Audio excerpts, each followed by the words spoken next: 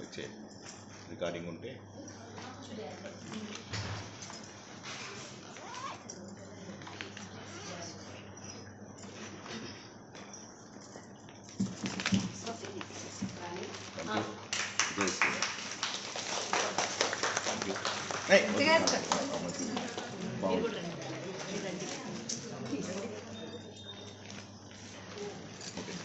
అయ్యో మీరు రాస్తారు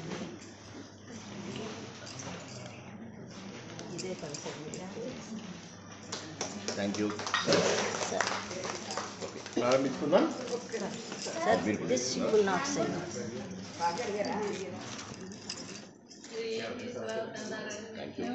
You can have this bag also.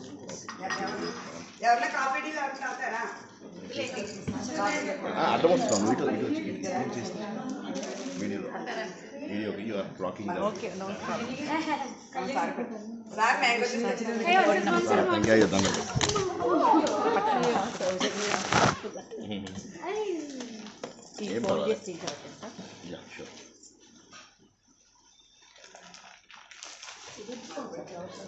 ప్రవచనం చెప్తున్నా కదా ఉండండి రెండు ఉండండి ఓహో thank you thank you very much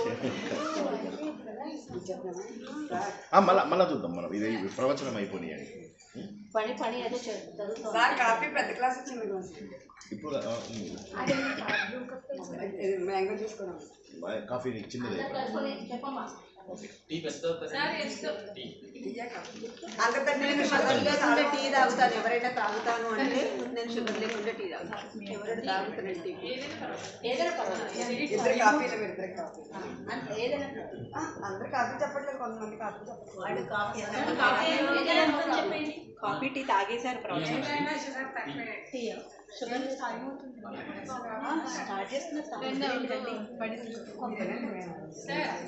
ఎంతో పుణ్యం చేస్తే కానీ ఒక గురువు అనేవాడు లభించాడు.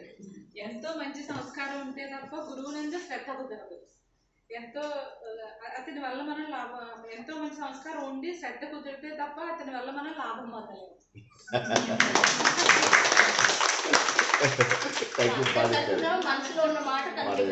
చాలా బాగుంది వండర్ఫుల్ నిజం అంటే అది అందరికీ కూడా అప్లికేబుల్ నా విషయంలో కూడా అది తత్వ విధానంద గారి ఇటుపల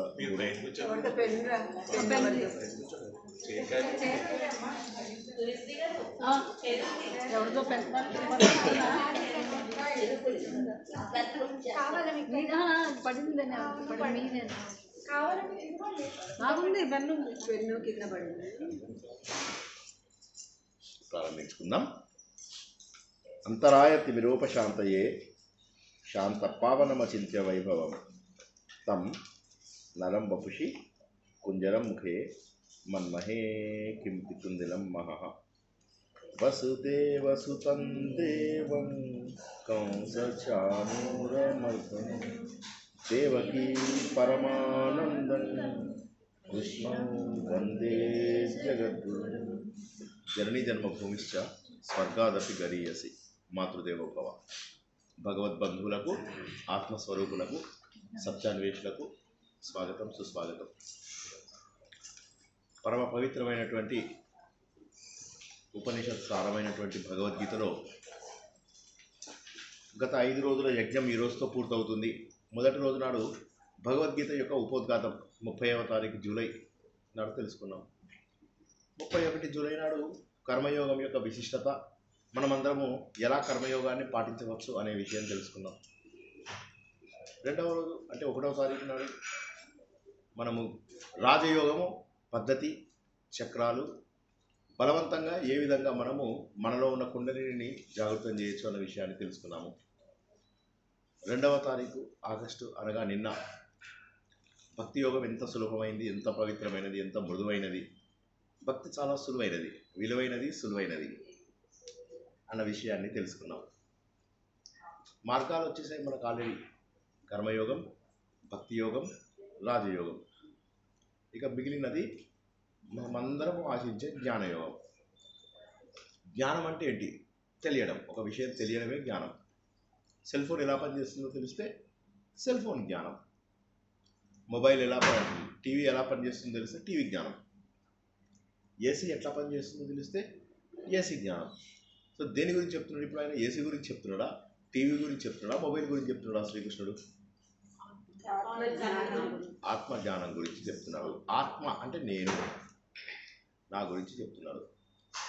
అంటే తెలుసుకోవడం, నా గురించి నేను తెలుసుకోవడమే జ్ఞానయోగం. ఇప్పటి వరకు ఆయన జ్ఞానయోగం యొక్క డెఫినేషన్ ఇవ్వలేదు. ఇప్పటి వరకు కూడా శ్రీకృష్ణ భగవానుడు జ్ఞానయోగం యొక్క డెఫినేషన్ ఇవ్వలేదు. అర్జునుడికి ఎంతసేపు కర్మ ఎలా చేయాలి, నిజం చెప్పాలంటే అక్కడితో ఆపేయచ్చు. కర్మ ఎలా చేయాలో చెప్పాడు. కర్మని సులువుగా చేసుకోవడం కోసం అని చెప్పేసి మెడిటేషన్ చేయమన్నాడు. తర్వాత అందులోపల భగవంతుణ్ణి ఊహించుకుంటూ పని చేయమన్నాడు. ఏ పని చేసినా ఇది దేవుడి కోసం అని చెప్తే మనం రిలాక్స్డ్గా ఉంటాం. దేవుడు వచ్చి కరుణించేది ఉందా లేదా అవని తర్వాత సంగతి, ముందు మనం రిలాక్స్డ్గా ఉంటాం. మన ప్రారంభం మనకు అందుతుంది. కాకపోతే మనం ప్రశాంతంగా ఉండడానికి అవకాశం ఉంది భక్తి యోగంలో. ఆపేయచ్చు యాక్చువల్గా భగవద్గీత. 12వ అధ్యాయం వరకు మనం నేర్చుకున్నది ఏదైతే ఉన్నదో అది చాలా గొప్పది. 12వ అధ్యాయం వరకు మనం నేర్చుకున్నది అది. ప్రశాంతంగా మన పని మనం ఎలా చేసుకోవాలి. చాలామంది అంటారు, ఎవరు ముక్కు మూసుకొని కూర్చుంటే అయిపోతుందా, ఎవడు పని చేస్తున్నారు. పని చేయొద్దని ఎవరు చెప్పారు? ఇక్కడ మధ్య లోపల భగవద్గీత చెప్తుంటే పని చేయొద్దని చెప్పారా? పనిని ఎంత బాగా చేయొచ్చు అని చెప్పి చెప్పింది భగవద్గీత. పనిని టెన్షన్ లేకుండా ఎలా చేయాలి అని చెప్పి చెప్తున్నది భగవద్గీత. కాబట్టి భగవద్గీత పని చేయొద్దని చెప్పట్లేదు, పని చెయ్యమని చెప్తుంది. అర్జునుడు యుద్ధం మనం ఇంకానే, మనం చేసేవి అంత పెద్ద పనులు కూడా కావు. అర్జునుడు అయితే సొంత వాళ్ళను చంపాలి, క్రూరంగా హింసించి చంపాలి, అది కూడా చేయడానికి సిద్ధమయ్యాడు. అంటే భగవంతుడు చెప్పినటువంటి 12 అధ్యాయాలు అర్జునుడిని ఎంత సిద్ధం చేశాయో మనల్ని అంత సిద్ధం చేయాలి. అంటే ఇక మనం పోయి రిలేటివ్స్ని చంపాలని కాదు. కాకపోతే ఏంటంటే దేనికైనా సంసిద్ధులుగా ఉండాలి అన్నటువంటి విషయాన్ని 12వ అధ్యాయం లోపల అందరినీ ఎలా కలవాలి అనేటటువంటి విషయాన్ని చెప్తాడు. అందరినీ ఎలా కలుపుకోవాలి మనసు లోపల. సర్వభూతే హేతేరదా, అందరి సుఖం చూడాలి. కష్ట సుఖాలు వచ్చినప్పుడు ఒకే రకంగా ఉండాలి. తర్వాత ఎప్పుడు కూడా ఉదాసీనంగా ఉండాలి. ఉదాసీనంగా అంటే మూడ్ ఆఫ్గా కాదు. ఉదాసీనంకి ఇప్పుడు ఈ మధ్య ఏమైందంటే ఉదాసీనం ఇలా, అది కాదు ఉదాసీనం అంటే. ఆసీనం, ఉన్నతంగా కూర్చోవడం అంటే పైన కూర్చోవడం. జడ్జి ఏ విధంగానైతే పైన కూర్చొని 2 పార్టీల యొక్క వాదనను విని ఎవరు కరెక్టో ఎవరు తప్పో చెప్పగలుగుతాడు. అంటే బయాస్ ఉండకుండా, ఏ విధమైనటువంటి పక్షపాతం ఉండకుండా ఆయన చెప్పగలుగుతాడు. కాబట్టి అటువంటి స్థాయికి మనం అందరము కూడా చేరుకోవాలి. ఉదాసీనమైనటువంటి స్థాయికి మనము చేరుకోవాలి. తర్వాత ఏంటి, మన మాటల ద్వారా ఎవరిని ఉద్వేగపరచకూడదు, మనం కూడా ఉద్వేగం అవ్వకూడదు. అనుద్వేగకరం వాక్యం మనం, ఇది కూడా మనకు చాలాసార్లు వచ్చింది. ఎవరిని కూడా మనము ఉద్వేగం తెప్పించేటటువంటి పనులు చేయకూడదు. మనం కూడా సంతోషంగా ఉండాలి. ఎప్పుడు నిత్య సంతోషి, యథాత్మ దృఢ నిశ్చయ, మన దృఢ నిశ్చయం ఉండాలి, ఆత్మలో డిసైడ్ చేసుకుని ఉండాలి. ఇవన్నీ కూడా మనం నేర్చుకున్నాం. చెప్పి ఒక మనిషి భక్తుడిగా ఎలా మారుతాడు అనే విషయం తెలిసిపోయింది. భక్తుడు అంటే పూజలు చేసేవాడు భక్తుడు కాదు, పనిని కరెక్ట్గా చేసేవాడే భక్తుడు. పనిని స్వచ్ఛందంగా చేస్తూ ఏమీ ఆశించకుండా అందరి యొక్క క్షేమం కోరేవాడే భక్తుడు. ఇంత చెప్పిన తర్వాత ఏమైందంటే మనం ఫస్ట్ డే చెప్పుకున్నదే చెప్తున్నాం. దేశసేవ దేశసేవ దేశసేవ. దేశసేవలకు మించినటువంటిది ఇంకోటి ఏం లేదు. దేశసేవ అంటే ప్రతి ఒక్కరికి చేసేటటువంటి సేవ. మన జీవితం అందులో అంకితం చేసుకోవాలి. వాళ్ళు ఎంత ఆనందంగా ఉంటారు దేశసేవ చేసేవాళ్ళు. భగత్ సింగ్, రాజ్గురు, సుఖదేవ్ మన పిల్లల కంటే చిన్నపిల్లలు, 19 ఏళ్ళు 18 ఏళ్ళు 17 ఏళ్ళు పిల్లలు వెళ్ళిపోయి ఉరికమ్మ ఎక్కారు మన కోసం. రేడియం ఎక్కారా లేదా? కాబట్టి ఇవి మనం గుర్తించినప్పుడు ఏమనిపిస్తుంది అంటే మహానుభావులు చాలామంది ఉన్నారు. ఎంతోమంది, పండిట్ దీన్ దయాళ్ కథ వింటే అసలు ఆశ్చర్యం అనిపిస్తుంది. జీవితంలో సర్వం వదిలేశాడు ఆయన. జీవితంలో ఉన్నటువంటి ప్రతి విషయాన్ని కూడా ఆయన వదిలేశాడు. పెళ్లి చేసుకోకుండా కొన్నేళ్ల పాటు దేశం కోసం అంకితం అవడం అంత సులభమైనటువంటి పని కాదు. ఆయన తర్వాత బీజేపీకి ప్రెసిడెంట్ అయినది వాజ్పేయి. సో వాజ్పేయి కంటే ముందటి వాడు పండిట్ దీన్ దయాళ్. ఆయన యొక్క గొప్పతనాన్ని గుర్తించి ఆయనని రైల్లోంచి తోస్తుంపేశారు. సో వీళ్ళందరూ ఎందుకు కష్టపడ్డారు, దేశం కోసం ఎందుకు కష్టపడ్డారు, ఏమొచ్చింది వాళ్ళకి, వారిని మనం గుర్తించం. ఇది ఏంటంటే వాళ్ళు గొప్పలు కాబట్టి చేశారు, నేను గొప్పని కాదు కాబట్టి చెయ్యను, అది తప్పు. గొప్ప వాళ్ళ మార్గాన్ని మనం అనుసరించాలి అంతే. జ్ఞానయోగంలో అదే చెప్తాడు. జ్ఞానం అంటే మరి ఏదో కాదు, ఇక అందరితోటి ఉండడం, అందరినీ ప్రేమగా చూసుకోవడం, అందరినీ సమానంగా చూడగలగడం.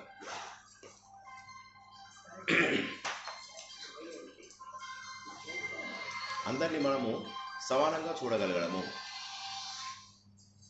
అందరి యొక్క క్షేమాన్ని కోరడము, ఇవన్నీ కూడా మనకు అవసరం అని చెప్పి ఆయన అన్నింటిలోకి ముఖ్యమైన లక్షణాలు జ్ఞానం గురించినటువంటి లక్షణాలు చెప్తాడు. ఆ జ్ఞానం గురించినటువంటి లక్షణాలు ఏంటంటే మనము మన భార్య పిల్లలతో కూడా దూరంగా ఉండాల్సినటువంటి స్థాయికి రావాలి. వివిక్త దేశ సేవిత్వం అంటాడు. అంటే ఒక స్థాయి తర్వాత మనం బాగా సాధన చేసిన తర్వాత ఇంకెవరూ మనకు సంబంధం లేదు అనేటటువంటి స్థాయికి చేరాలి. అందరికీ ప్రపంచానికి దూరంగా ఉండాలని చెప్పి 11వ అధ్యాయంలో చెప్పాడు సంఘ వివర్జిత అని. ఇప్పుడు ఏంటంటే మన సొంత వాళ్ళతో కూడా దూరంగా ఉండగలగాలి. అంటే మనసులో, ఫిజికల్గా కాదు, మానసికంగా అంత దూరంగా ఉండగలగాలి అని చెప్పేసి చెప్తాడు. ఆ జ్ఞానానికి డెఫినేషన్ మొట్టమొదటిసారి ఇచ్చింది 13వ అధ్యాయంలో. మరి 13వ అధ్యాయంలో ఏం చెప్తాడు? 13వ అధ్యాయంలో ఏం చెప్తారంటే ఈ కనిపించేదంతా కూడా క్షేత్రం, మన దేహాలన్నీ కూడా క్షేత్రాలు. అందులో ఉన్నటువంటి ఆత్మ ఏదైతే ఉందో, నేను శరీరాన్ని, నేను ఈ పని చేస్తున్నాను, నేను ఆ పని చేస్తున్నాను అని చెప్పి తెలిసేది ఏదైతే ఉందో వాడు క్షేత్రజ్ఞుడు. క్షేత్రము అంటే ఈ శరీరాలన్నీ క్షేత్రాలు. ఇందులోపల ఉన్నటువంటి జీవం ఏదైతే ఉందో, ఇందులో ఉన్నటువంటి చైతన్యం ఏదైతే ఉందో దాన్ని క్షేత్రజ్ఞుడు అంటారు. ఆయన ఏమంటారంటే ప్రతి వస్తువులో ఉన్నటువంటిది నేనే, ప్రతి చోట కూడా ఉన్నటువంటిది నేనే, ప్రతి చోట కూడా ఉన్నటువంటిది నేనే. అయితే మరి ప్రతి చోట అంటే రాయిలో, రప్పలో, జడ పదార్థాలలో అన్నింటిలో ఆయనే ఉన్నప్పుడు ఓకే, ఆయన ద్వారానే ఏర్పడ్డాయి ఇవి. చైతన్యం కూడా ఆయననే, చైతన్యం కూడా ఆయననే. చైతన్యం అంటే ఏంటి? అందరిలో ఉన్నటువంటి చలన శక్తి, ఇవి రెండో ఆయననే. మరి అట్లాంటప్పుడు మీలో ఉన్న చలన శక్తి ఒకటే, నాలో ఉన్న చలన శక్తి ఒకటి. మీలో ఉన్నటువంటి దేహము పంచభూతాలతో తయారైంది, నాలో ఉన్న దేహము పంచభూతాలతో తయారైంది. మరి మా బతికి ఎందుకు ఇట్లా కాలింది? మీ బతికి ఎందుకు బాగుంది, మా బతికి ఎందుకు బాగాలేదు? అన్నీ సమానమైనప్పుడు అన్నీ ఒకే రకంగా ఉండాలి. ఇప్పుడు 2 ఫ్రిడ్జ్లు ఉంటాయి, మీరు ఒక ఫ్రిడ్జ్ తెచ్చుకున్నారు, నేను ఒక ఫ్రిడ్జ్ తెచ్చుకున్నాను. రెండు ఒకే రకంగా పనిచేయాలా, వేరువేరుగా పనిచేయాలా? అదే ఎలక్ట్రిసిటీ, అదే మేక్, రియల్మీ, ఐఫోన్, ఏదో ఒక ఫోన్ పెట్టుకోండి, అదే ఫోను, అందులో ఉన్నటువంటి ఎలక్ట్రిసిటీ అదే. అప్పుడు 2 ఫోన్లు ఒకే రకంగా పనిచేయాలి కదా? 2 శాంసంగ్ ఫోన్లు ఒకే రకంగా పనిచేయాలా, వేరువేరుగా పనిచేస్తాయి? వాడుకను బట్టి వేరు పనిచేస్తాయి కదా. అసలు పని చేయటం ఒకేలా చేయాలి, వాడుకను బట్టి మారుతాయి. అది శ్రీకృష్ణుడు చెప్తాడు. మొట్టమొదటిసారిగా క్షేత్రము, క్షేత్రజ్ఞుడు అని చెప్పిన తర్వాత అర్జునుడికి డౌట్ వస్తుంది. అప్పటి వరకు కూడా భక్తి అయిపోయింది కదా, నేను వెళ్ళి యుద్ధం చేయాలా అని అనడు. దేవుడు చెప్తున్నామని శ్రద్ధగా వింటూ ఉంటాడు. వింటూ ఉంటే అప్పుడు దేవుడు ఏమంటాడంటే జడ పదార్థం నేనే, చైతన్య పదార్థం కూడా నేనే అని చెప్పాడు. జడము చైతన్యము నువ్వే అయినప్పుడు, జడము చైతన్యము నువ్వే అయినప్పుడు మరి అందరి కర్మలు ఎందుకు కాలుతున్నాయి? ఒకడు ఆనందంగా, ఒకడు బాధగా, ఒకడు దుఃఖంగా, ఒకడు సంతోషంగా ఎందుకుంటున్నాడు అంటే దానికి ఆయన కారణము 14వ అధ్యాయంలో చెప్తాడు. ఒకసారి మనం గుర్తించాల్సింది ఏంటంటే ఎంత సీక్వెన్స్గా, ఎంత సులభంగా చెప్పారు. ఒకసారి మళ్ళీ మొదటి నుంచి చూద్దాం. 1వ అధ్యాయంలో అర్జునుడు బాణాలు పడేశాడు, నేను చెయ్యను పోయి యుద్ధం అని. 2వ అధ్యాయంలో ఆయనకి ఎక్కడో గిల్టీగా ఉంది అర్జునుడికి, నా వల్ల యుద్ధం ఆగిపోవడం ఏంటి, నేను వెళ్ళిపోవడం ఏంటి అని చెప్పి. అర్జునుడు ఏమన్నాడు? నన్ను వాళ్ళు కొట్టినా సరే నేను భిక్షం అడుక్కొనైనా బతుకుతాను అని చెప్పేసి అన్నాడు. అర్జునుడు భిక్షం అడుక్కొని బతికే మనిషా కాదు, గాంధీవం పట్టుకొని వెళ్తాడు భిక్షానికి. ఎవడైనా భిక్షం వేయకపోతే బాణం తీసుకొడతాడు వాడిని. సో అట్లాంటి అర్జునుడు తనకు తెలుసు తను తప్పు చేస్తున్నా అని, కానీ ఎందుకో మనసు ఒప్పుకోవడం లేదు. మన మనస్సు మన మాట వినదు. 2వ అధ్యాయంలో అందుకే శ్రీకృష్ణుడు ఏమంటే అందరిలో ఉన్నటువంటిది ఆత్మశక్తి, ఇవన్నీ చెప్తాడు. చెప్పిన తర్వాత అర్జునుడికి ఏమొస్తుంది? మరి అలాంటప్పుడు నేను ఆ ఆత్మశక్తి అని ఏదైతే చెప్తుందో జ్ఞానయోగం అని, ఆ జ్ఞానయోగం పెట్టుకుంటాను, కర్మ ఎందుకు చేయాలి అంటాడు. కాదు, కర్మ చేయాల్సిన టైంలో కర్మ చేయాలి. నేను ఇప్పుడు 20 ఏళ్ళ వయసు, 30 ఏళ్ళ వయసు ఉన్నప్పుడు ఉద్యోగం చేయాలి, చదువుకోవాలి. 45 ఏళ్ళ నుంచి 50 ఏళ్ళు, 60 ఏళ్ళు, 70 ఏళ్ళు ఇవన్నీ కూడా ఆత్మజ్ఞానాన్ని తెలుసుకోవాలి. 45 ఏళ్ళ వరకు డబ్బు సంపాదించద్దని ఎవరని లేదు, 45 ఏళ్ళ వరకు ఉద్యోగం చేయొద్దని, కర్మ చేయాలని అన్నారు. పిల్లలు, భార్య, సామాన్లు, వస్తువులు అన్నీ కొనుక్కొని అంత సుఖంగా ఉండాలి. ధర్మము, అర్థము, కామము. కానీ మోక్షం వరకు వచ్చేసరికి ఏమైందంటే ఎవరికి కూడా సాధించాలనే ఇష్టం లేదు. ఎట్లాగా అంటే అప్పుడు దానికి జవాబునే చెప్తున్నాడు అనమాట శ్రీకృష్ణ భగవానుడు. ఏంటంటే ముందు కర్మను కరెక్ట్గా చెయ్యి అని చెప్పి మనకు కర్మ 5 లక్షణాలు చెప్పాడు. కర్మయోగం యొక్క 5 లక్షణాలు, కర్మవి కాదు. ఏ పని చేసినా కూడా కర్మ అంటారని, ఆ కర్మకు మంచి ఫలితం, చెడ్డ ఫలితం, మిశ్రమ ఫలితం, తటస్థ ఫలితం వచ్చి తీరుతుంది. మంచి చేస్తే మంచి, చెడు చేస్తే చెడు, ఇవన్నీ. తర్వాత ఏం చేశాడు? ఈ కర్మను కర్మ యోగంగా మార్చుకోవాలి అన్నాడు. యోగము అంటే ఉపాయము, తెలివితేటలు ఎలా మార్చుకోవాలి అనేదానికి మళ్ళీ చెప్పాడు. ఫలితం ఆశించకు, కర్మని కోరికతో చేయకు, దేశం కోసం చేసేసి, నేను చేస్తున్నా అనే భావన వదిలేసి బాధ్యతగా చేయి చాలు. ఆఫీస్కి వెళ్తాం, బాధ్యతగా చేస్తాం అంతే. ఏదో మనసు పెట్టేసేసి కంపెనీకి ఏదో బాగా ప్రాఫిట్ వచ్చింది ఎగురుకుంటూ దూక్కుంటూ వెళ్తామా? వెళ్ళాం. మనకు డబ్బు వస్తే వెతుక్కుంటాం. సో కాబట్టి ఏమవుతుంది, కర్మని కర్మయోగంగా మార్చుకోవడం ఎలా, కర్మని కర్మయోగంగా మార్చుకోవడం ఎలా అంటే ఇవన్నీ చెప్తాడు. కానీ దానికి మనసు ఒప్పుకోదు అనేసరికి రాజయోగంలో తీసుకొచ్చాడు. రాజయోగం చెప్తూ రాజయోగమే సరిపోదు, అందులో దేవుడిని కూడా ఇరికిచ్చాడు. దేవుడు అంటే కూడా భక్తుండి అన్ని పనులు దేవుడికి వదిలేయి, ఇది నాకు సంబంధించినటువంటిది కాదు, దేవుడా నువ్వు చూసుకో, నాహంకర్త హరిహికర్త అని చెప్పి దేవుడికి అప్పచెప్పేమన్నాడు. దేవుడికి అప్పచెప్పేసిన తర్వాత అర్జునుడు ఒక్కసారిగా గుర్తించింది ఏంటంటే సర్వత్రా వ్యాపించి ఉన్నటువంటిది ఒకటే దేవుడు అని చెప్పి గుర్తించేశాడు. ఇక్కడున్నది, ఇక్కడున్నది, ఇక్కడున్నది, నీళ్ళలో ఉన్నది, కాఫీలో ఉన్నది. కాఫీలో ఉన్నది, కాఫీ ఎందుకు తాగుతారు రెగ్యులర్గా? అందులో దేవుడు ఉన్నాడు. కాబట్టి ఏమవుతుంది, ఈ విధంగా మనం ఏం చేస్తున్నామంటే ప్రతి చోట కూడా దేవుడిని గుర్తించాలి. కాఫీలో దేవుడే, టీ లోపల దేవుడే, అన్ని చోట్ల కూడా దేవుడు, మనలోనే దేవుడు ఉన్నాడు. కాబట్టి ప్రతి చోట దేవుడు ఉన్నప్పుడు దేవుడికి ప్రత్యేకమైనటువంటి ప్రదేశం లేదు. కాబట్టి ప్రతి చోట భగవంతుడు ఉన్నప్పుడు నాకు భగవంతుడి కోసం అని చెప్పి ప్రత్యేకమైనటువంటి పరిస్థితిని నేను కల్పించాల్సిన అవసరం లేదు. నాలో భగవంతుడు ఉన్నాడు అంతే. నేను పవిత్రంగా ఉంటే నేనే భగవంతుడిని. మనం ఒకసారి అనుకున్నాం, జ్ఞాపకం ఉందా? మన మాట లోపల భక్తి ఉంటే మన మాటలన్నీ కూడా మంత్రాలు అయిపోతాయి. మాటే మంత్రము అంటారు. ఎందుకు? నీ మాటలో కనుక పవిత్రత ఉంటే మాటనే మంత్రం. అదేమీ పెద్ద ఏమవసరం, అది ఆ భక్తి అనేది మాటలో ఉండాలి. ఈ తాగే నీళ్ళ లోపల భక్తి ఉంటే ఇదే తీర్థం. మనం తినేటటువంటి దోశల్లో వాటిల్లో వీటిల్లో భక్తి ఉంటే అదే ప్రసాదం. మనం చేసే యాత్ర లోపల భక్తి, మనం చేసేటటువంటి ట్రావెల్ లోపల భక్తి ఉంటే అదే తీర్థయాత్ర. మన ఇంట్లో కనుక భక్తి ఉంటే మన ఇల్లే దేవాలయం. మన లోపలే భక్తి ఉంటే మనమే దేవుడు. సో కాబట్టి దేవుడికి మనిషికి ఎక్కువ దూరం లేదు. మనం అనుకుంటాం ఎప్పుడు కూజేతో తురత్తు మిల్లు జావు, వెతికామంటే ఒక్క సెకండ్లో కూడా దొరుకుతాడు దేవుడు. ఆలోచిస్తే ఒక్క క్షణంలో దొరుకుతాడు. కాబట్టి మనలో ఉన్న దైవత్వాన్ని బయటికి తీయమని చెప్పేది హిందూ ధర్మం. 12వ అధ్యాయం అనేటటువంటిది ఏంటంటే ఒక టెంపుల్ లోపల గర్భగుడిలో ప్రవేశించినట్టు. 12వ అధ్యాయము టెంపుల్ లోపల గర్భగుడిలోకి ప్రవేశించినట్టు. 13, 14 అధ్యాయాలలో ఒక్కొక్క కాలు వేసుకుంటూ ముందుకెళ్తున్నాం. 15వ అధ్యాయం లోపల దేవుడి లోపల కలిసిపోతాం. విష్ణువు విష్ణువు విష్ణువు విష్ణువు విష్ణువు విష్ణువు విష్ణువు. ఇప్పుడు ఏమవుతుందంటే చివరిగా మనం ఏం చెప్పుకున్నాం, భగవంతుడి దగ్గర గర్భగుడిలో ప్రవేశించాం, ఒక్కొక్క అడుగు వేస్తున్నాం దేవుడి వైపు. 15వ అధ్యాయంలో దేవుడి లోపల కలిసిపోతాం. సో 12వ అధ్యాయంలో పూర్ణ భక్తుడుగా మారిపోయాడు. భక్తుడు అంటే ఎవరు అంటే పూజలు చేసేవాడు కాదు, పునస్కారాలు చేసేవాడు కాదు, నోములు వ్రతాలు చేసేవాడు కాదు. భక్తుడు అంటే ఎవరంటే అవతల వారి బాధలను అర్థం చేసుకునేవాడు, అవతల వారితో ప్రేమగా ఉండేవాడు, కష్టాలు వచ్చినా పొంగిపోడు, సుఖాలు వచ్చినా పొంగిపోడు, ఇటువంటి వాడు అని చెప్పి చెప్తాడు. అప్పుడు అర్జునుడికి అర్థమైంది. దేవుడిలో రకాలు తెలుసుకున్నాడు ఫస్ట్. దేవుడు 12వ అధ్యాయంలో భగవంతుడి గురించి భక్తుడి గురించి ఇద్దరి గురించి చెప్పినటువంటి చాప్టరు చాలా చిన్న చాప్టర్, 20 శ్లోకాల చాప్టరు. కానీ 20 శ్లోకాలలో అత్యద్భుతమైనటువంటి అర్థం ఉంది. భగవంతుడు ఎన్ని రకాలు? ఆ అధ్యాయం ప్రకారం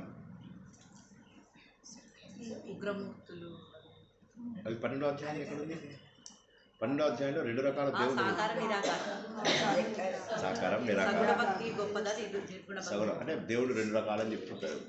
అందులో ఏ దేవుడు సులభంగా అందుకోవచ్చు? రూపం లేని దేవుడా, రూపం ఉన్న దేవుడు? సగుణ భక్తి అంటే రూపం ఉన్న దేవుడు. అందుకే దేవుడికి రూపం ఇస్తాం. మనకు 1858 వరకు దేవుడికి రూపాలు లేవు. అప్పటి వరకు కూడా దేవుడి వర్ణన ఉండేది కానీ ఎక్కడ రూపాలు లేవు. కొన్ని ఆలయాలలో వాటిల్లో వీటిల్లో ఉండేది. ఆ తర్వాత రవివర్మ అన్ని రకాల బొమ్మలు వేసి, లక్ష్మీదేవి అనగానే కమలం పువ్వు మీద నిలబడి ఇట్లా డబ్బులు కురిపిస్తూ ఉంటుంది. అది ఇక్కడ పెట్టుకున్నాం అనుకో, ఇట్లా కింద పడిపోతుంటాయి డబ్బులు. తర్వాత వీణా సరస్వతీదేవి వీణామా ఇస్తూ చెట్టుకి. ఎవరు తీశారు ఆ బొమ్మలు? రవివర్మకు ముందు మనకు విగ్రహాలలో కొన్ని విగ్రహాలు పాపులర్గా ఉన్నాయి కానీ దేవతల విగ్రహాలు అయితే అన్నీ ఒకే రకంగా ఉండేవి. సో చెప్పడం చాలా కష్టం, ఇది ఏ దేవుడు అనేది చెప్పడం కూడా చాలా కష్టం. అలాంటి టైంలో రవివర్మ ఇచ్చిన తర్వాత బొమ్మ ఇప్పుడు సులభం అయిపోయింది. ఇప్పుడు ఎన్ని రకాల బొమ్మలు వచ్చాయంటే మనకు తెలియని దేవతలు కూడా వచ్చేస్తున్నారు. ఇప్పుడు చాలామంది కొత్త దేవతలు వచ్చేస్తున్నారు. సో ఈ విధంగా అనేక రకాలైనటువంటి దేవతలకు రూపాలు ఇవ్వడం వల్ల రకరకాల రూపాలలో ఉన్న దేవుళ్ళు, రూపం లేనటువంటి సాకార బ్రహ్మ, నిరాకార బ్రహ్మ అంతటా వ్యాపించి ఉన్నాడు. నీలో నాలో. ఇది మనం చెప్పుకోవడమే కాకుండా ఒక్కసారి కూల్గా కూర్చొని ఆలోచిస్తే అర్థమవుతుంది. మనం వెళ్తూ ఒక చీమను తొక్కుతాం, అప్పటిదాకా వెళ్తున్న చీమ టక్కున అయిపోతుంది. చైతన్యం ఇదే కదా. ఒకసారి నేను పొరపాటున, మేము డాబా మీద చదువుకునే వాళ్ళం, కొవ్వొత్తి తీసి వేసి ఇటు పెడతాం, తెలుసు కదా కొవ్వొత్తిని ఎట్లా చేస్తాం. పెడుతున్నప్పుడు దాని కింద చీమ ఉండే, నేను చూసుకోలేదు, అది చచ్చిపోయింది. అప్పటిదాకా కదులుతూ వెళ్తున్నటువంటి చీమ నా కొవ్వుకు చచ్చిపోయింది. ఇక ఏడుపు మొదలెట్టాను నేను. ఎంత ఇంటర్ సెకండ్ ఇయర్లో ఏడుపు వచ్చేసింది ఇంకా నాకు. జనరల్గా రాత్రిపూట నేను 8కి స్టార్ట్ చేశానంటే చదువు 1-2 వరకు చదువుకునేవాడిని. అది ఏడుస్తూ కూర్చున్నాను, రాత్రంతా ఏడుస్తూ కూర్చున్నాను. అప్పటిదాకా కదులుతున్న చీమ చనిపోయింది. అందులో కూడా జీవం ఉంది కదా. కదులుతున్నది ఒక్కసారి ఆగిపోయింది. ఏంటంటే జీవం, నాలో ఉన్న జీవమే దాంట్లో కూడా ఉంది. కదలికని నేను ఆపేశాను అని. మా అమ్మని ఊరుకున్నాను, అది కావాలని చేయలేదు కదా, లేదా మాకు తెలిసి చేసినా తెలియక చేసినా తప్పే అని. నాకు అప్పుడు దేవుడి గురించి తెలియదు, ఏం అంటే తెలుసు అంటే ఏదో ఇంట్లో ఆర్థోడాక్స్ ఫ్యామిలీ కాబట్టి కొంత తెలుసు, కానీ బట్ పాపపుణ్యాల గురించి తెలియదు. మనసంతా వికలమైపోయింది, అసలు అది ఏం చేయలేకపోయాను. సో అన్నిటిలో ఉన్నది ఒకటే దేవుడు అని ఎక్కువ ఆలోచించక్కర్లేదు, కష్టపడక్కర్లేదు, తెలిసిపోతూ ఉంటుంది. ఇప్పుడు టీవీలో ఉన్న ఎలక్ట్రిసిటీ, మీ ఏసీలో ఉన్న ఎలక్ట్రిసిటీ వేరు ఎలక్ట్రిసిటీలా, అదే ఎలక్ట్రిసిటీ, డివైజెస్ డిఫరెంట్ అంతే. అదేవిధంగా మనం అంతా డిఫరెంట్ డివైజెస్, మనలో ఉన్న ఎలక్ట్రిసిటీ సేమ్. ఆ విషయమే జ్ఞానం. జ్ఞానం అంటే మరి ఏదో కాదు, అందరిలో ఉన్నటువంటిది ఒకటే దేవుడు అని చెప్పి తెలుసుకోవడమే జ్ఞానం. ఇప్పుడు భక్తిలో ఉన్నవాడు ఏం చేస్తాడంటే అందరిలో దేవుడిని చూస్తాడు. వాడు ఎక్కడ చూసినా దేవుడు. నాగేశ్వరరావు ఆ సినిమా లోపల బుద్ధిమంతుడా ప్రతిభావంతుడు ఏదో సినిమా వచ్చింది కదా, బుద్ధిమంతుడు సినిమా లోపల ఆయన ఏం చేస్తాడు, ఎక్కడ చూస్తే అక్కడ నాగేశ్వరరావుకి దేవుడు కనిపిస్తూ ఉంటాడు. ఆయనకు భోజనం చేయిస్తూ ఉంటాడు, ఆయనకి కూర్చొని ఉయ్యాల ఊపుతూ ఉంటాడు ఆయనని. ఎక్కడ పడితే అక్కడ భగవంతుడిని చూడడం అనేటటువంటిది జరుగుతూ ఉంటుంది. అంటే ఏంటి అర్థము, అందరి లోపల భగవంతుడిని చూడగలుగుతాడు. సో మళ్ళా భక్తి జ్ఞానం అయిపోలే. జ్ఞానం అంటే అందరిలో దేవుడిని చూడడం జ్ఞానము. సో ఇప్పుడు భక్తి యోగంలో కూడా అదే జరుగుతుందా లేదా? భక్తి యోగం లోపల కూడా అదే జరుగుతుంది. ఏదైతే జ్ఞానయోగంలో జరుగుతుందో అదే భక్తి యోగంలో కూడా జరుగుతుంది. కాబట్టి ఇవన్నీ వేరు కాదు. మరి అన్నీ ఒకటే అయినప్పుడు మా జీవితాలు ఎందుకు వేరుగా ఉన్నాయి అంటే ఆయన ఏమంటాడంటే దానికి కారణం ఎప్పుడు చెప్తున్నా, నేను ఇప్పటిదాకా చెప్పలేదు నీకు. సాత్విక గుణం, రాజస గుణం, తామస గుణం అనే 3 గుణాలు ఉన్నాయి. ఎవడు ఏది పెంచుకుంటే అది. నేను అందరికీ సమానంగా ఇచ్చేశాను. మనుషుల విషయం లోపల ఏమైందంటే ఈ బాటిల్ ఉంది, ఈ బాటిల్ లోపల నేను ఇక్కడ దాకా ఉప్పు నింపాను, ఇక్కడి నుంచి నీరు నింపాను, లేకపోతే ఏదో వేరే ఏదో ఇక్కడ దాకా మా నీరు నింపాను, ఇక్కడి నుంచి నూనె నింపాను, అవునా? అప్పుడు నూనె క్వాంటిటీ తక్కువ ఉంది, నీటి క్వాంటిటీ ఎక్కువ ఉంది. నీరుని తగ్గించి ఇప్పుడు నీరు ఇక్కడ దాకానే పోసి నూనె ఇక్కడ దాకా పోసాను. నూనె పెంచాలి అంటే ఏం చేయాల్సి వచ్చింది, నేను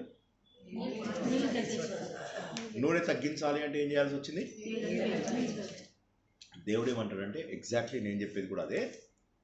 ప్రశాంత చిత్తులై ఉండేవాళ్ళు, సాత్వికులు ఎవరైతే ఉంటారో ప్రశాంతంగా ఉంటారు, వాళ్ళ లోపల జ్ఞానం వికసిస్తుంది. మనం చూడగానే నీకు ఆనందం అనిపిస్తూ ఉంటుంది. అటువంటి వాళ్ళు సాత్విక లక్షణం ఉన్నటువంటి వాళ్ళు. ప్రకాశవంతమైనటువంటి జ్ఞానవంతమైనటువంటిది సాత్విక లక్షణం. రెండవది రాజస లక్షణం. రాజస లక్షణం ఏంటి? రాగము ద్వేషము ఉంటే రాజస లక్షణం. కోరిక, ద్వేషము. ఇప్పుడు మనంలో ఎక్కువ మంది, మనం అంటే ఇక్కడున్న వాళ్ళనే కాదు, ప్రపంచంలో ఉన్న వాళ్ళలో 99.9% మంది రాజస గుణం వాళ్ళే ఉంటారు. రాజసం అంటే సినిమాలో చూపినట్టు మంచి అది కాదు. రాజసం అంటే ఏంటంటే యాక్టివ్గా ఉండే వాళ్ళని ఒక అర్థము, ప్లస్ రాజస లక్షణం మెయిన్లీ. ఆ రాజస లక్షణం రాగము ద్వేషాన్ని కలిగి ఉంటుంది. కోరిక, అది తీరకపోతే కోపాలు ఎక్కువ ఉంటాయి చాలామందికి. రాగము ద్వేషము రెండు కూడా. అప్పటిదాకా మనతో బాగున్నాడు, ఒక్క క్షణం లోపల మనము డబ్బు అడిగితే వాడు ఇవ్వలేదు, అయిపోయింది, మనం చేసినటువంటి మొత్తం మంచిగా ఎగిరిపోయింది. ద్వేషం, క్షణాల్లో ద్వేషం, క్షణాల్లో రాగం. సో రాగద్వేషాలు ఉన్నవాడు రాజస గుణము. ఇక నెక్స్ట్ తామస గుణం. తామస గుణం ఉంటే ఏమవుతుందంటే బద్ధకం, అలసత్వం, నిద్ర, బద్ధకం ఇవన్నీ వచ్చేస్తూ ఉంటాయి. ఏది అజ్ఞానం, ఇవన్నీ కూడా తామస లక్షణాలు. ఒకటి పెంచుకుంటే ఒకటి తగ్గిపోతుంది. ఇది మొత్తం తామసంతో నింపినట్లయితే రాజసం సాత్వికం ఎగిరిపోయినట్టే. రాజసం పెంచుకున్నట్టయితే తామసానికి సాత్వికానికి కొద్ది స్పేసే. సాత్వికం పెంచుకుంటే రాజసానికి తామసానికి తక్కువ. చూసారా, దీన్ని బట్టి ఏమర్థమైంది అంటే మన గుణాల వల్ల మనం భేదంగా ఉన్నాం. నేను మా ఫ్రెండ్ ఇద్దరు స్కూటర్స్ ఒకే రోజు కొన్నాము. అతనిది WB40A 7026, అది WB40A 7081. దాదాపుగా 1 డే 2 డే డిఫరెన్స్ లోపల కొన్నాం. అతడి బండి ఇప్పుడు 30 ఏళ్ళ తర్వాత ఇంకా నడిపిస్తున్నాడు. కొత్తగా ఉంది అది. మళ్ళీ ఎట్లా మెయింటైన్, నా బండి ముక్కలు అయిపోయి దాన్ని 3 చోట్ల తిప్పేసేసి అది పాడైపోయి ఆఖరికి అది మా అన్నయ్య కూడా మా అన్నయ్యకి నా వల్ల కాక నేను అమెరికాకి వెళ్ళిపోయేటప్పుడు మా అన్నయ్యకి ఇస్తే మా అన్నయ్య తనతో పాటు భోపాల్ తీసుకెళ్ళి నానా కష్టాలు పడి ఆ బండితోటి చివరికి దాన్ని అక్కడెక్కడో పల్లెటూరు లోపల వదులుచుకున్నాడు ఫైనల్గా. సో మరి ఏంటి వాడుక, శరీరాన్ని ఎలా వాడుకున్నావు నువ్వు, దాన్ని బట్టి నీ పాపాలు పుణ్యాలు వస్తాయి. ఎందుకు అందరూ తేడాగా ఉన్నారు అంటే జంతువులన్నిటికీ ప్రారంధమే ఉంటుంది, అంటే అనుభవించేదే ఉంటుంది. కానీ మనుషులకు అనుభవించవచ్చు, కొత్త పనులు కూడా చేసుకోవచ్చు. అందుకోసం తేడా ఉంది అంటాడు. అప్పుడు ఆశ్చర్యపోతాడు అర్జునుడు. అరే అందుకోసమా ఇన్ని రకాల మనుషులున్నా ఇంత తేడా ఉంది అంటే కరెక్ట్. నీలో సాత్విక గుణం ఉంది, రాజస గుణం ఉంది అర్జున. కానీ దుర్యోధనుల లోపల రాజస గుణము తామస గుణం ఎక్కువ ఉంది. అంటే దాన్ని బట్టి మనుషులు ఎంత మారిపోయారు. రాక్షసుడిగా అయ్యాడు. చెప్పే కదా అప్పుడు. ఈయన ధృతరాష్ట్రుడు అంటాడు, చాలా మంచివాడు రా ఆయన, నీ అన్న, నువ్వు తమ్ముడు అని నిన్ను ఎంత ప్రేమగానో చూసుకుంటాడు, నువ్వు ఇలా తప్పు మాటలు మాట్లాడకంటే నాన్న నేను ఏం చేయలేను, నాకు అసూయ, అందరూ వచ్చి కాళ్ళ మీద పడుతున్నారు అతనికి, ఎక్కడెక్కడ రాదండి ఉండని నీ అన్ననే కదా, అట్ట కుదరదు, వాళ్ళకి అవమానం జరగాలి, వాళ్ళు సర్వనాశనం అయిపోవాలి అంటాడు. కేవలం ఒక అసూయ భావం. దీన్ని బట్టి ఏమంటే అజ్ఞానం ఉన్న వాళ్ళు అలాగే చేస్తారు. ఈ సాత్విక రాజసిక తామసిక గుణాల గురించి తర్వాత చాలా డిస్క్రైబ్ చేస్తారు, అది కూడా తెలుసుకుంటాం ఇవాళ. ఇప్పుడు ఏమైంది, 15వ అధ్యాయంలోకి వచ్చేసాడు. ఈ గుణాలను ఎవరైతే నిగ్రహించుకుంటాడో వాడు నన్ను తెలుసుకుంటాడు. నేనెవరిని, అందరిలో ఉన్నటువంటి పరబ్రహ్మను. సూర్యుడు నా వల్ల వెలుగుతున్నాడు, చంద్రుడు నా వల్ల వెలుతురిస్తున్నాడు. భూమి లోపల ఏవైతే విటమిన్స్ అండ్ మినరల్స్ అంటామో అవి ఇస్తున్నది చంద్రుడు. ఆ చంద్రుడు విటమిన్స్ అండ్ మినరల్స్ ఇవ్వడానికి నేనే కారణం, సూర్యుడు వెలుతురు ఇవ్వడానికి నేనే కారణం. నీకు దొరుకుతున్న అన్నం అంతటికీ కూడా కారణం ఎవరో తెలుసా, నేనే. నీ అన్నం తిన్నాక నీకు అరుగుతుంది కదా, అహం వైశ్వానరో భూత్వా పచామ్యన్నం చతుర్విధం. 4 రకాల ఆహారాలను నీ కడుపు లోపల నేనే అరగదీస్తున్నా. కొరికి తినేవి, మెత్తగా ఉన్నవి, డైరెక్ట్గా తాగేసేవి, ఉక్షేత్రకు వాటికి ఇట్లా రాసుకొని నాక్కుంటూ వెళ్ళేవి, ఇవన్నీ కూడా 4 రకాల వస్తువులని నేనే అరిగిస్తున్నాను అని చెప్పి అప్పుడు ఆయన అంటాడు అనమాట, మమే వాంశో జీవలోకే.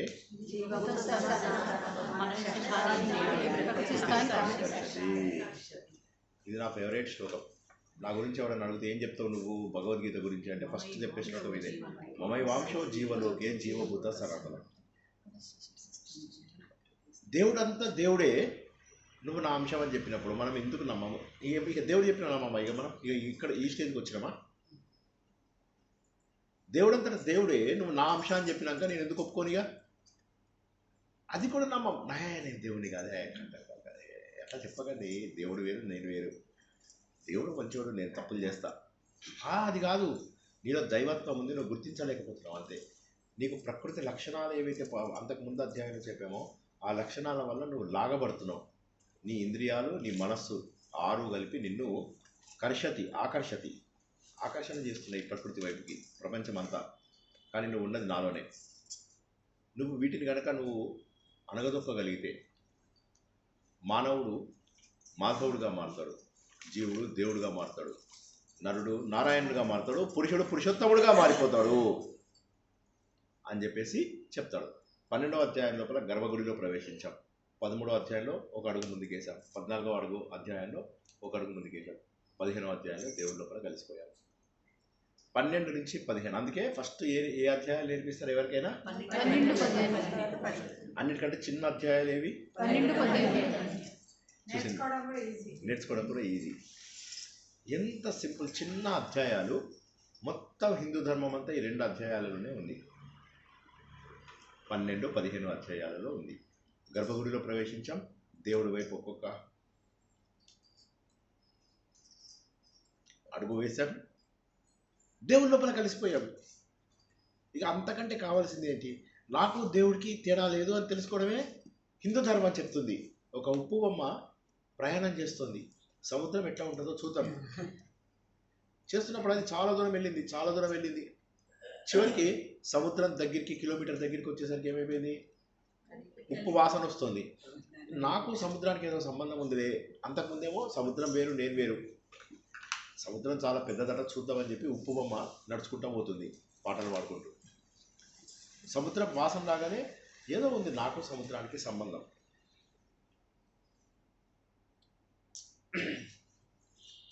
దగ్గరికి వెళ్ళిన తర్వాత చూస్తుంది అనమాట, ఏముందో చూద్దాం సముద్రంలో అసలు అని చెప్పి దూకుతుంది. ఆ సముద్రంలో కలిసిపోతుంది, పూర్తి స్థాయిలో సముద్రంలో కలిసిపోతుంది. తనకు సముద్రానికి తేడా లేనటువంటి స్థాయిలో కలిసిపోతుంది. 15వ అధ్యాయంలో మనం తెలుసుకునేది అదే, మనం భగవంతుల్లో ఐక్యమైపోతాం. ఇంత చిన్న విషయం దేవుడు చెప్పిన తర్వాత కూడా మనం ఒప్పుకోకపోతే ఎట్లాగా? అర్జునుడు పూర్తి స్థాయి మోక్ష స్వరూపుడు అయ్యాడు, 12వ అధ్యాయం లోపల భక్తుడు అయ్యాడు, 15వ అధ్యాయం లోపల దేవుడు అయిపోయాడు. అర్జునుడు అంటే నరుడు, దేవుడు అంటే నారాయణుడు. నరుడికి నారాయణుడికి తేడా లేదు, ఒకే భగవంతుడి యొక్క 2 రూపాలు, నరనారాయణ రూపం. వీళ్ళిద్దరూ కలిసి సహస్ర కవచుడు అనే రాక్షసుని చంపుతారు. అటువంటి వారు ఒకే దేవుడు నరుడుగాను, ఒకే దేవుడు నారాయణుడుగాను. ఆ 1000 కవచాలు, సూర్యుడి వల్ల 1000 కవచాలు వస్తాయి ఒక రాక్షసుడికి. రాగానే ఒక్కొక్క కవచం బ్రేక్ చేయాలంటే 1000 తపస్సు కావాలి. భగవంతుడు తనను 2 ముక్కలుగా చేసుకుంటాడు. ఒక ఆయన ఫైటింగ్ చేస్తూ ఉంటాడు నరుడు, నారాయణుడు 1000 తపస్సు చేస్తాడు. నారాయణుడు ఇప్పుడు ఫైటింగ్ చేస్తాడు, నరుడు తపస్సు చేస్తాడు. అలా చేసి మొత్తం మీద 999 కవచాలను భేదించేస్తాడు డంబాసురుడు. ఆయన పేరే సహస్ర కవచుడు. చివరికి ఆయన వెళ్ళి సూర్యుని ప్రార్థిస్తాడు, వీళ్ళు నన్ను చంపేటట్టున్నారు, నువ్వు కాపాడు అనగానే అప్పుడు సూర్యుడిని అడిగితే సూర్యుడు అంటాడు, కొడుకుని బతికించు, అతన్ని నా అంశతో పుట్టాడు, నా దగ్గర తీసుకున్నాడు అంటే, సరే అతను ఇప్పుడు కాదు ద్వాపర యుగంలో చంపేస్తాం. కర్ణుడు రూపంలో వస్తాడు, అప్పుడు రాక్షస అవతారం కదా, కర్ణుడు రూపంలో వస్తే ఆ మిగిలిన ఒక్క కవచాన్ని కూడా చేసేస్తాడు. అది కాబట్టి నరనారాయణులు దేవుళ్ళు, అర్జునుడు దేవుడు. అర్జునుడు అంటే నరుడి రిప్రజెంటేషనే, కానీ ఆయన దేవుడితో సమానం. అటువంటి మహానుభావుడైనటువంటి అర్జునుడు దేవుడి లోపల కలిసిపోయి భగవద్గీత పూర్తయిపోతుంది. 16, 17, 18 అధ్యాయాలు ఎందుకున్నాయి వారి 15వ అధ్యాయంతో అయిపోతాయి. ఇవి కలశ అధ్యాయాలు, అపెండిక్స్ చాప్టర్స్. ఏదైనా కావాలంటే రిఫర్ చేసుకోవడం. దీంతో అయిపోయింది, దేవుళ్ళలో కలిసిపోవడంతో నీకు భగవంతుడు అంటే ఏంటో తెలిసిపోయింది. మరి 16, 17, 18 అధ్యాయాలు ఎందుకు? 16వ అధ్యాయం రిఫరెన్స్ మెటీరియల్. నిన్న రాత్రి మనం చదువుకున్నాం. ఏమని చదువుకున్నాము? ఏం చదువుకున్నాము? అభయం సత్వ సంశుద్ధి, జ్ఞానయోగ వ్యవస్థ, దానం దమస్య స్వాధ్యాయ ఆర్జవం. ఇవితో పాటు ఇంకో 2 శ్లోకాలు కూడా తెలుసుకుని మొత్తం 3 శ్లోకాల నిండా ఇప్పుడు మనకి ఏం తెలుస్తుందంటే, నిన్న లక్ష్మి ఒక ప్రశ్న అడిగింది, సార్ నా పాయింట్ ఆఫ్ వ్యూలో నేను కరెక్ట్, వాళ్ళ పాయింట్ ఆఫ్ వ్యూలో వాళ్ళు కరెక్ట్ కదా, ఎవడు మంచోడు ఎవరు చెడ్డోడు? నేను కొబ్బరికాయ సమర్పిస్తా, ఆవిడ కొబ్బరికాయ సమర్పిస్తుంది, సూర్యశ్రీ కొబ్బరికాయ సమర్పిస్తుంది, సౌజన్య కొబ్బరికాయ సమర్పిస్తుంది, చైతన్య సో కొబ్బరికాయ ఎవరు? ఇప్పుడు అందరూ కొబ్బరికాయలతో దేవుణ్ణి కొనేస్తే పాపాత్ములు ఎవరు తెలీదు. కాబట్టి ఎవరు పాపాత్ములు అంటే, ఎవరైతే ఈ ఆసురి లక్షణాలు కలిగి ఉన్నారో, దంభం, బడాయితనం, దర్పం, హంగు ఆర్భాటాలు, నన్ను అందరూ మెచ్చుకోవాలి, నన్ను గొప్పవాడు అనుకోవాలి, ఈ భావాలు ఏవైతే ఉంటాయో ఇవి మనం తెలుసుకున్నాం. మనం 6 లక్షణాలు: అజ్ఞానం, క్రోధం, పరుషంగా మాట్లాడటం. ఈ అన్ని లక్షణాలు ఏవైతే ఉన్నాయో 6 లక్షణాలు ముఖ్యంగా చెడ్డవి. ఈ 6 లక్షణాలు ఉన్నటువంటి వాడిని 3 శ్లోకాల నిండా మంచి లక్షణాలు చెప్పి 1 శ్లోకం లోపల చెడ్డ లక్షణాలు చెప్పాడు, ఆసురీ లక్షణాలు. ఇవి చూసిన తర్వాత మనకు అర్థమవుతుంది. ఇప్పుడు మనం ఏమంటామంటే, నేను చాలా మంచోని అంటాం. అనగానే నువ్వు ఎప్పుడైనా చీమల్ని దోమల్ని చంపేవాడా, ఇంట్లో బ్యాట్ ఉంది కదా చంపుతా అంటే, నువ్వు మంచోడు పెట్టయితావు, ఇంకా పెట్టాడు. ఇది మనం చెప్పాల్సింది ఇది. మంచోడిని అంటే దానికి ఒక ఎగ్జాంపుల్ చూపించి చెప్పాలి. మంచోడువా చెడ్డోడువా అనేది ఒక ఎగ్జాంపుల్ చూపించి చెప్పాలి. ఆ ఎగ్జాంపుల్స్ చెప్పడం కోసమనే ఈ అధ్యాయం వచ్చింది. మనకు 15వ చాప్టర్ తోటి భగవద్గీత అయిపోయింది. 16వ అధ్యాయం లోపల అవి చెప్తాడు. చెప్పి ఇలాంటి పాపాత్ములు చాలామంది ఉన్నారు, వీళ్ళు దేవుణ్ణి నమ్మరు, అన్నీ మేమే సాధించామంటారు. మనుషులు ఎట్లా పుట్టారు అంటే స్త్రీ పురుష కలయిక అంటారు. ఆ శ్లోకం చదవండి ఒకసారి. కేవలం స్త్రీ పురుషుల కలయిక వల్ల జరిగింది, భగవంతుడితో ఏం సంబంధం లేదు.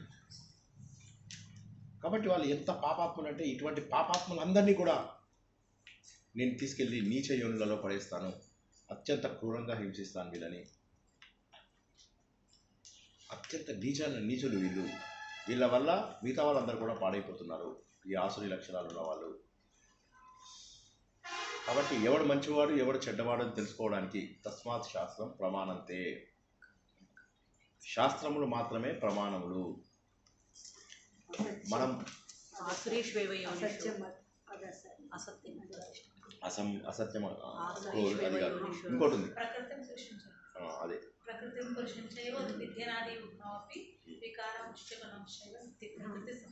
అంతే. సో ప్రకృతి ఎట్లా సంభవము? కేవలము ప్రకృతి పురుషుల కలయిక వల్ల మాత్రమే జరుగుతుంది అని చెప్పి అంటారు వాళ్ళు. దేవుణ్ణి నమ్మరు, ప్రతి పనికి నేనే, నన్ను ఎవడు ఓడగొట్టలేడు, నేను ఇంతకుముందు ఎన్నో విజయాలు వచ్చాయి నాకు, ఇప్పుడు కూడా ఇంకా విజయాలు వస్తాయి నాకు, కాబట్టి నేను ఏమైనా చేయగలుగుతాను అని చెప్పి ఇలా భావించే వాళ్ళు ఉంటారు కదా, వీళ్ళని తీసుకెళ్ళి నీచ యోనులు, నీచ జాతుల్లో పడేస్తాను. వాళ్ళు ఎప్పటికీ కూడా స్వర్గానికి చేరుకోలేరు. త్రివిధం నరకస్యేదం, మూడు డోర్స్ ఉన్నాయట నరకానికి, ఒకటి కాదు.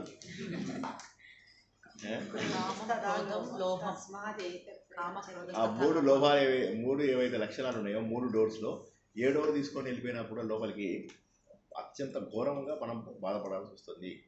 అవి కామము, క్రోధము, లోభము. కామం అంటే నాకు అన్ని నాకే కావాలి, మామూలు కోరికలు పర్వాలేదు, దురాశతో ఉన్న కోరికలు.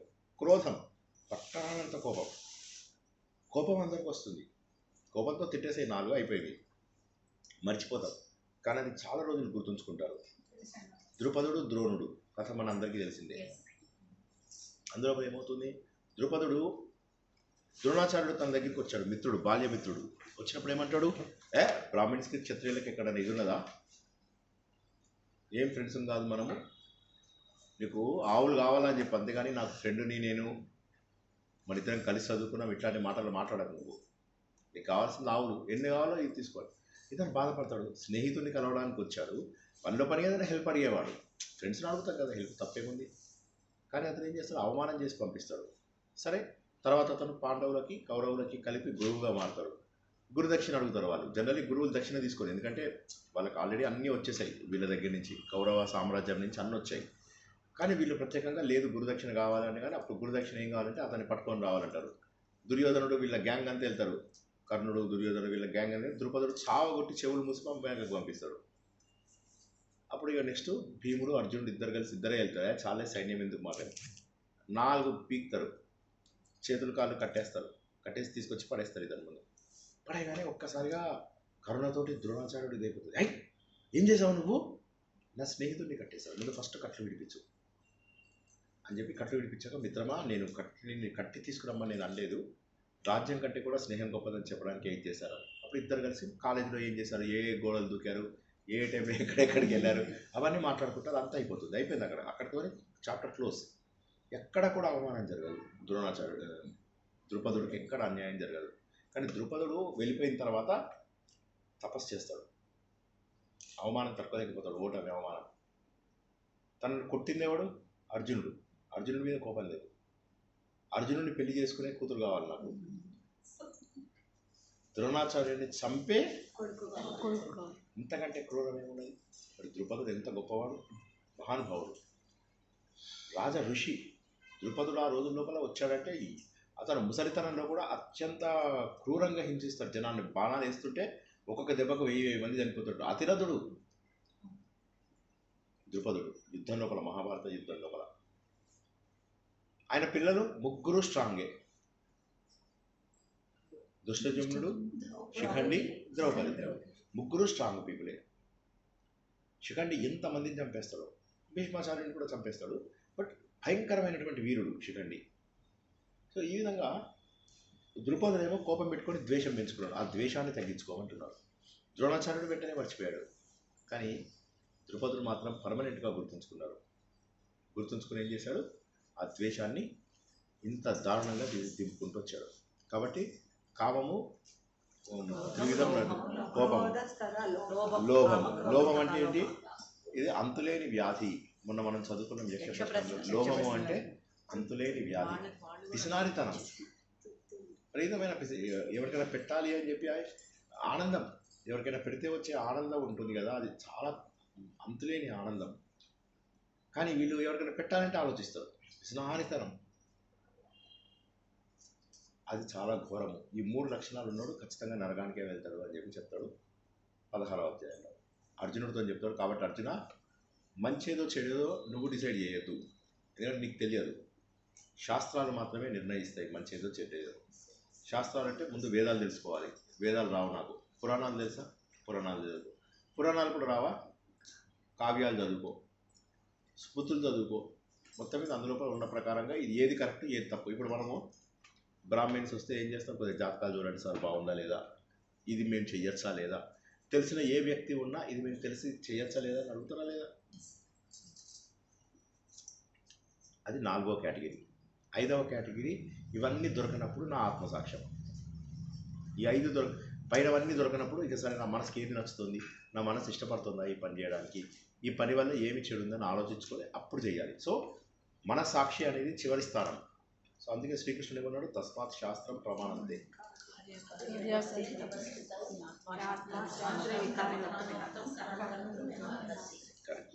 సో కాబట్టి దానిలో ఉన్నటువంటివన్నీ తెలుసుకొని ఏది చెయ్యాలి ఏది చేయకూడదు అనేది తెలుసుకోవాలి. నువ్వు తెలుసుకొని అప్పుడు నువ్వు ముందుకెళ్ళాలి ఓ అర్జున అని చెప్పేసి చెప్తాడు. చెప్పగానే బాగుందంటాడు. నెక్స్ట్ 17వ అధ్యాయంలోకి వెళ్తాడు. అర్జునుడు స్టార్ట్ చేశాడు ప్రాబ్లం. నేను చెప్తున్నది కరెక్టే. ఎట్లా తెలుస్తుంది మనకు? శాస్త్రాలు చదవమంటాం. అందరికీ శాస్త్రాలు అర్థం చేసుకునే స్థాయి ఉండదు కదా. అందరికీ శాస్త్రాలు అర్థం చేసుకునే స్థాయి ఉండదు. తప్పు అర్థం చేసుకునే ఛాన్స్ ఉంది. మరి అప్పుడు ఎట్లాగా? అప్పుడు ఉండాల్సినటువంటి అంటే క్యూరియాసిటీ, శ్రద్ధ ఎలా ఉండాలి అప్పుడు? అంటే ఈ శ్రీకృష్ణుడు అంటాడు, నాకు తెలిసింది నువ్వు చెప్పేది, శ్రద్ధ ఉంటే అన్నీ దొరుకుతాయి. శ్రద్ధ 3 రకాలు అని చెప్పి శ్రద్ధలో సాత్విక శ్రద్ధ, తామసిక శ్రద్ధ, రాజసిక శ్రద్ధ గురించి చెప్తాడు. చెప్పి అప్పుడు అంటారనమాట, ఈ ప్రపంచంలో చేయాల్సినటువంటి ముఖ్యమైనటువంటి పనులు 3 ఉన్నాయి. యజ్ఞము, తపస్సు, దానము. YTD అంటారు. యజ్ఞము, తపస్సు, దానము. ఇవి కూడా సాత్విక, రాజసిక, తామసిక అనేటటువంటి 3 లక్షణాల ద్వారా కొనసాగుతాయి అని చెప్పేసి చెప్తాడు. యజ్ఞము, తపస్సు, దానము చెప్పిన తర్వాత అప్పుడు అర్జునుడికి అర్థమవుతుంది అన్నమాట, నేను చేయవలసినటువంటివన్నీ కూడా మహోన్నతమైనటువంటి పనులు ఉన్నాయి. చాలా సంతోషపడతాడు. ఆయన అంటాడు, ఒకవేళ పనులు నీకు సరిగ్గా రాదనుకో, చివరికి దాన్ని ఓం తత్సత్ తోటి చేయి. ఓం తత్సది శ్రీమద్భగవద్గీతాసు ఉపనిషత్సు బ్రహ్మ విద్యాయాం యోగశాస్త్రే శ్రీకృష్ణార్జున. ఎందుకు ఓం తత్ సత్ అని అంటారు? ఆ ఓం తత్ సత్ అనేటటువంటిది నిన్ను సంపూర్ణంగా శుభ్రపరుస్తుంది. ఓంకారం మంత్రాలలో, బీజాక్షరాలలో అన్నిటిలో వస్తుంది. తత్ అనేది పరబ్రహ్మను సూచిస్తుంది. సత్ అనేటటువంటి దాని లక్షణాలను, సత్యమైనటువంటి లక్షణాలను చూపిస్తుంది. ఈ 3టిని వాడవయ్యా, నువ్వు చేసిన తప్పులన్నీ ఎగిరిపోతాయి. ఓం తత్ సత్ ఇవి చేసినట్టయితే అన్నీ కూడా ఎగిరిపోతాయి అని చెప్పి 17వ అధ్యాయంలో కూడా చెప్తాడు. అర్జునుడు చాలా సంతోషపడతాడు.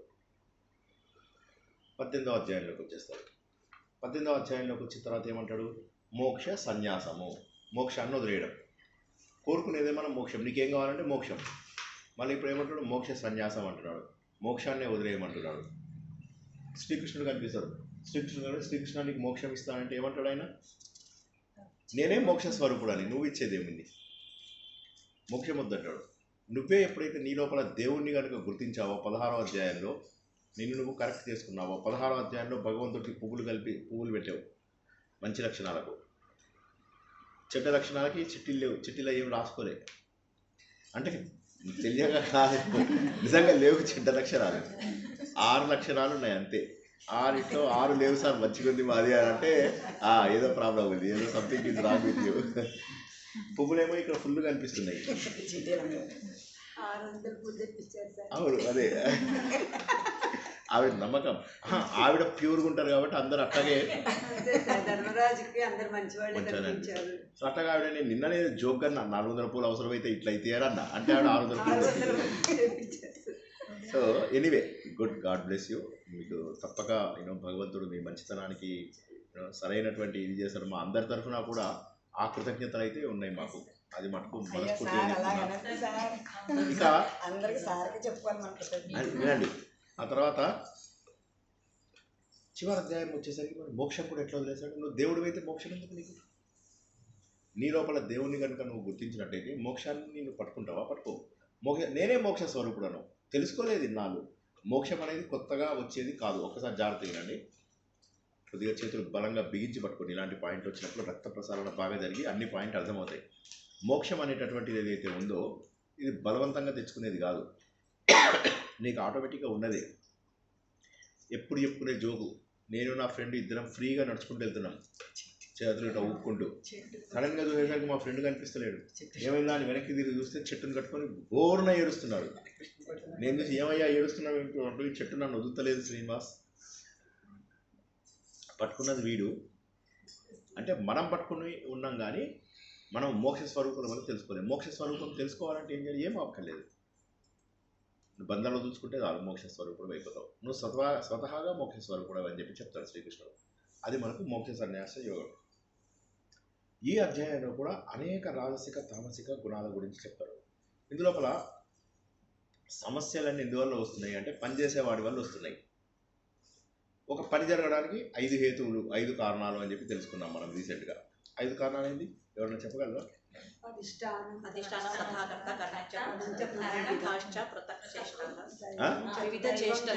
వివిధ చేష్టలు. ఇవన్నిటి వల్ల ఒక వ్యక్తి పనిచేయడానికి కారణం ఏంటంటే వాడి శరీరం, వాడి ఇంద్రియాలు, వాడి యొక్క ప్రయత్నాలు, దైవ కార్యం, కర్త అనేటటువంటి భావం. వీటి వల్ల ఒక పని జరుగుతుంది. ఒక పని జరగాలంటే ఇవన్నీ ఉండాలి. శరీరం లేదే పని చేయలేవు. నేను చెయ్యాలి అని అనుకుంటే తప్ప చేయలేవు. నాలో ఇంద్రియాలు పనిచేస్తే నాకు పని చేయాలని ఉంది కానీ కాలు చేతులు పని చేయవు. అప్పుడు ఎలా వెళ్ళగలనా? వెళ్ళలేను. దైవ నిర్ణయం అది లాస్ట్లో పెట్టాడు 5వది. అది లేకపోతే అసలు కుదరదు. సో ఇది చాలా ముఖ్యమైనటువంటి విషయం మనం గుర్తించాలి. అదే ఉండాలి మెయిన్. అంటే ఈ 5 కారణాలు, హేతువులు అని చెప్పి చెప్పాడు. అధిష్టానం శరీరం,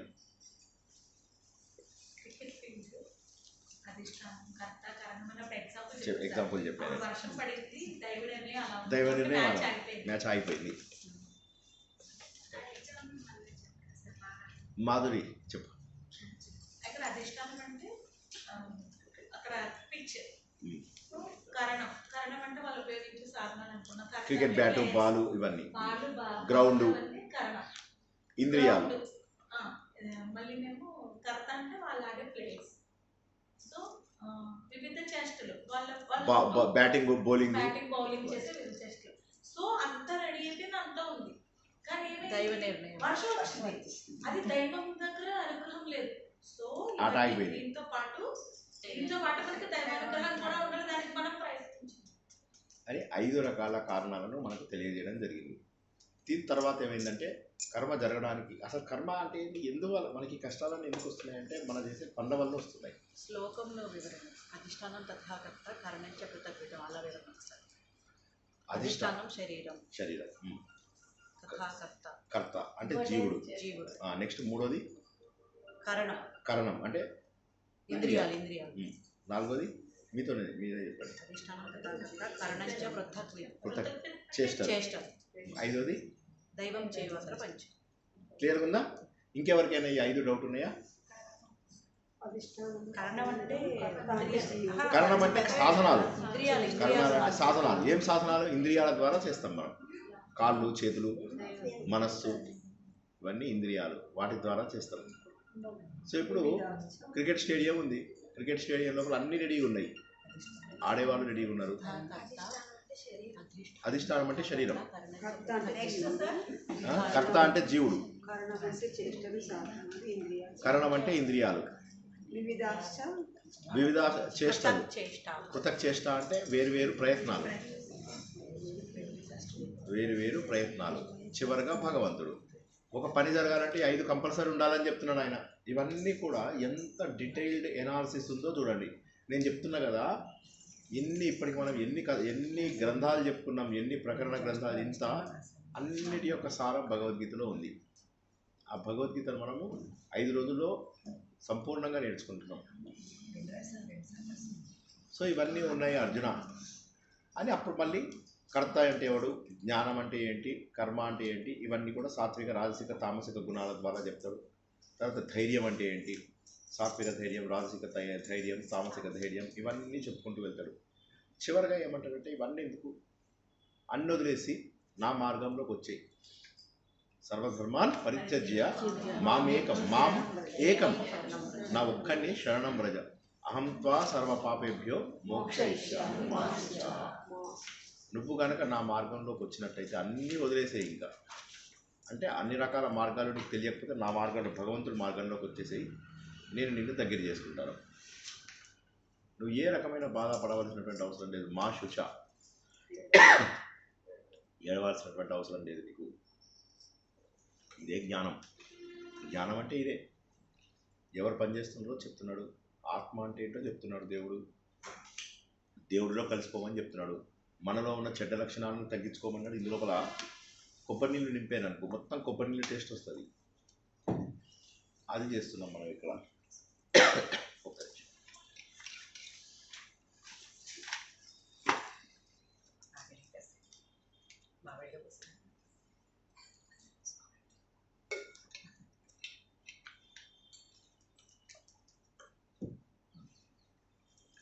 చాలా క్లియర్ జ్ఞానం అనేది. అయినా వాళ్ళు అన్నం పెడుతుంటే వెండి గిన్నెలలో అన్నం పెడుతుంటే ఈ స్వామీజీకి ఆ వెండి గిన్నెలు దొంగతనం చేసి పట్టుకెళ్దామని అనిపిస్తుంది. వాళ్ళు అన్నం తిన్న తర్వాత వాడిని పిలుస్తాడు, యజమానిని పిలుస్తాడు. నీ ఇంట్లో భిక్షకు వచ్చా నేను, కానీ ఇంట్లో వెండి గిన్నెల్ని దొంగతనం చేసుకొని వెళ్ళిపోవాలి అని నాకు అనిపించింది. ఆ వంట చేసే వాళ్ళని, వంటకు సంబంధించిన పనులు ఇచ్చేస్తున్నా వాళ్ళందరిని ఒకసారి ఇక్కడికి పిలిపి అంటాడు. అందరిని పిలిపే కానీ అందరిని అడుగుతాడు, నీ మనసులో భావాలు ఏమున్నాయి చెప్పని. అందులో ఒక ఆమెకి చెప్తుంది డైరెక్ట్గా, ఇవన్నీ నేను దొంగతనం చేయాలనుకున్నాను అని. సో కాబట్టి ఆ భావాలు కూడా ఇందులోకి వస్తాయి. హిందూ ధర్మం అనేటటువంటి చాలా పవిత్రమైనటువంటిది. ప్రతి చోట కూడా మనకు పవిత్రత ఉన్నటువంటిది. జీవితాన్ని పవిత్రంగా కాపాడుకుంటే మనకేం కష్టం ఉండదు. పవిత్రంగా ఉంటే ఇంకెక్కువ ఆనందంగా ఉంటాం. గుర్తుంచుకోండి, బద్ధకం కానీ, జీవితం లోపల అలసత్వం కానీ ఇవి ఎక్కువ ఆనందాన్ని ఇవ్వవు. పొద్దున్న 3ంటికి లేచాను ఇవాళ కూడా, ధ్యానం చేసుకున్నా. కానీ ధ్యానం చేసేటప్పుడు కొద్దిగా లెక్కలేస్తుండే నేను. ఇవాళ కూడా ధ్యానం కుదరలేదు, లెక్కలేస్తున్నా. ఇది అందుకే ఇక నాకు తలకాయ నొప్పి వచ్చి అనుకున్నా, ఇంటికి వెళ్ళిన తర్వాత చేద్దాంలే ఇంకా అని చెప్పాను. ఎంతో కొంత అడిగేద్దాము. నిద్రలేదు, 3-4 రోజుల నుంచి లేదు కదా, నన్ను సహకరించట్లేదు శరీరం. సో ఇక కుదరలేదు. కానీ ఎంత యాక్టివ్గా చేస్తున్నాను రోజంతా పని. సో నేనేమంటానంటే అలసత్వం ఎప్పుడూ ఆనందాన్ని ఇవ్వదు, ఎప్పుడు కూడా డైనమిజమే ఆనందాన్ని ఇస్తుంది. నేను డయాబెటీస్ వచ్చినప్పుడు అమెరికా ఇది కదా, అప్పుడు వెళ్తుండేవాడిని, రెగ్యులర్గా వస్తుండేవాడిని. ఇయర్లీ 3-4 టైమ్స్ వెళ్తుండేవాడిని, ఆఫీస్ పని మీద, ప్రాజెక్టుల పనుల మీద. వెళ్తున్నప్పుడు 10 years బ్యాక్ అక్కడ డాక్టర్ చెప్పాడు, నీకు డయాబెటీస్ ఏంటి, నీకు ఏది ఇంపాక్ట్ కాదు, నువ్వు ఎప్పుడు యాక్టివ్గా ఉంటావు, నీకు ఎప్పుడు ఏవి కాదు చూడు అని అన్నాడు. దగ్గర నాకు డయాబెటీస్ వచ్చి 11-12 ఏళ్ళు అయింది. ఎప్పుడు వెరీ వెల్ ఇన్ కంట్రోల్. డీసెంట్గా నాకు 7.1 ఆ రేంజ్లో నాకు ఉంటుంది. HbA1c ఎప్పుడు చెక్ చేసుకున్నా డీసెంట్గా ఉంటుంది. బీపీ అసలు చెప్పే కదా మొన్న, ఇది కూడా ఇప్పుడైతే అసలు బీపీ మరి 120/70, 125/75. పల్స్ ఇది పెట్టుకున్నా, ఇది చూస్తున్నా కదా, పల్స్ కూడా 55-65 ఆ రేంజ్లోనే ఉంటుంది. ప్రశాంతంగా ఉంటుంది లైఫ్. అంటే ఏమంటారంటే దీనివల్ల మన జీవితం మారుతుంది. భగవద్గీత వల్ల మన జీవితం మారుతుంది. ఎందుకంటే మనము ఇది కాదు అన్నప్పుడు మనం టెన్షన్ పడం. ఎగ్జామ్ రాస్తున్నప్పుడు పెన్ను వణుకుతుంటే దాని అర్థమైంది, పెన్నుకేం తెలియదని, అంతేనా?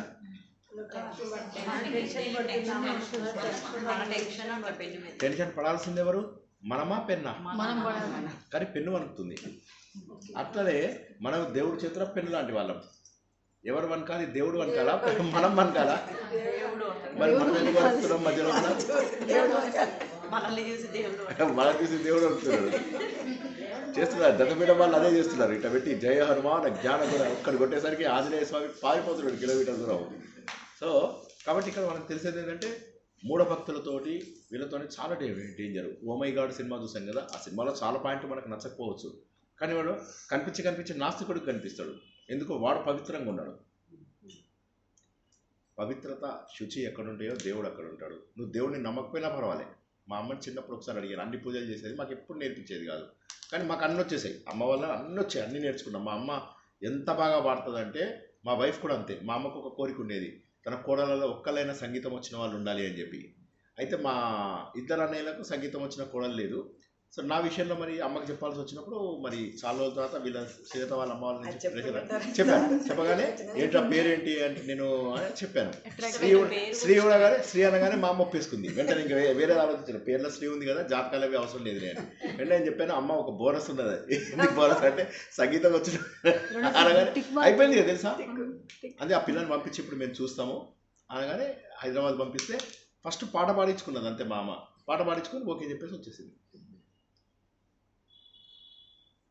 ఎందుకు చెప్పుకున్నాం మనం ఇది? మీరు వింటలేరు సరిగ్గా, చెప్పాలి.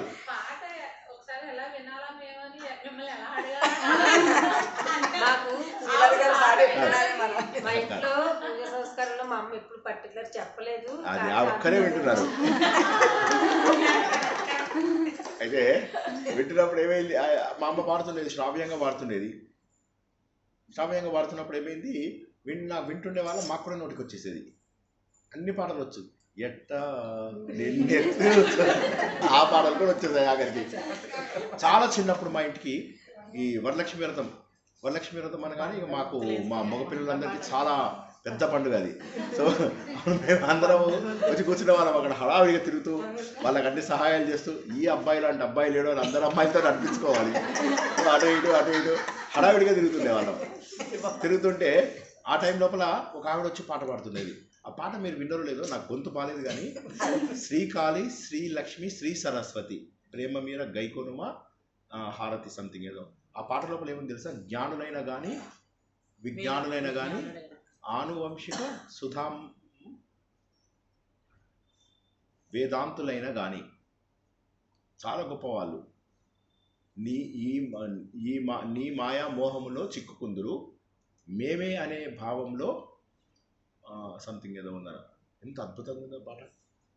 ఈ పాటలు ఎట్లా నేను ఎత్తుకోవాలి, ఎట్లా ఊరేగించాలి, ఇవి పాడతారా?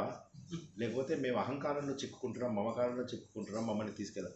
చిన్నప్పుడు నాకు ఆ పాట నచ్చేది. ఆంటీ వస్తే నాకేమనిపించేది, మిగతా అందరి దగ్గర, ఆంటీల దగ్గర, వాళ్ళ పిల్లల దగ్గర చాలా ఇదిగా చేసేవాడిని. ఈవిడ వస్తే మాత్రం మర్యాదగా ఆవిడ దగ్గర కూర్చొని అంటే ఒక్కసారి ఆ పాట పాడడానికి పాడించుకునేవాడిని. అది ఆ మాట వింటే నాకేదో చేంజ్ అనిపించేది. డిఫరెంట్గా ఉంది ఈ పాట. అహంకారం, నేను చేస్తున్నానే భావన లోపల చిక్కుకుపోకూడదు, మోహన్ లోపల చిక్కుకూడదు. నాకు అది అర్థం కాలేదు ఫుల్గా. సో కాబట్టి భగవద్గీత చెప్పేది అదే, మోహాన్ని తొలగించుకోవాలి. నీకు మోహం పోయిందా అర్జున? పోయింది, మొత్తం పోయింది. నీకు ఇంకా ఏమైనా డౌట్స్ ఉంటే చెప్పి, ఏం డౌట్స్ లేవు, అన్నీ క్లియర్ అయిపోయినాయి. అంతేకాదు, అంటే రెండు కారణాలు. ఒకటేమో అర్జునుడికి అప్పటికి టైం బాగా అయింది, లంచ్ టైం అయింది. సో అన్ని డౌట్స్ తీరిపోయినాయి నాకు, అన్ని డౌట్స్ తీరిపోయాయి. అంటే ఈ భగవద్గీత నీకు ఒక్కడికే చెప్పడానికి కారణం ఏంటి తెలుసా? శ్రద్ధ ఉన్నోడికే చెప్పాలి భగవద్గీత. ఎవరికి పడితే వాడికి చెప్పకు, పాపాత్ములకి వీళ్ళకు వాళ్ళకు చెప్పకు భగవద్గీత. భగవద్గీత శ్రద్ధగా వినే వాళ్ళకు మాత్రమే చెప్పాలి అని చెప్పేసి ఒక మాట చెప్పాడు ఆయన.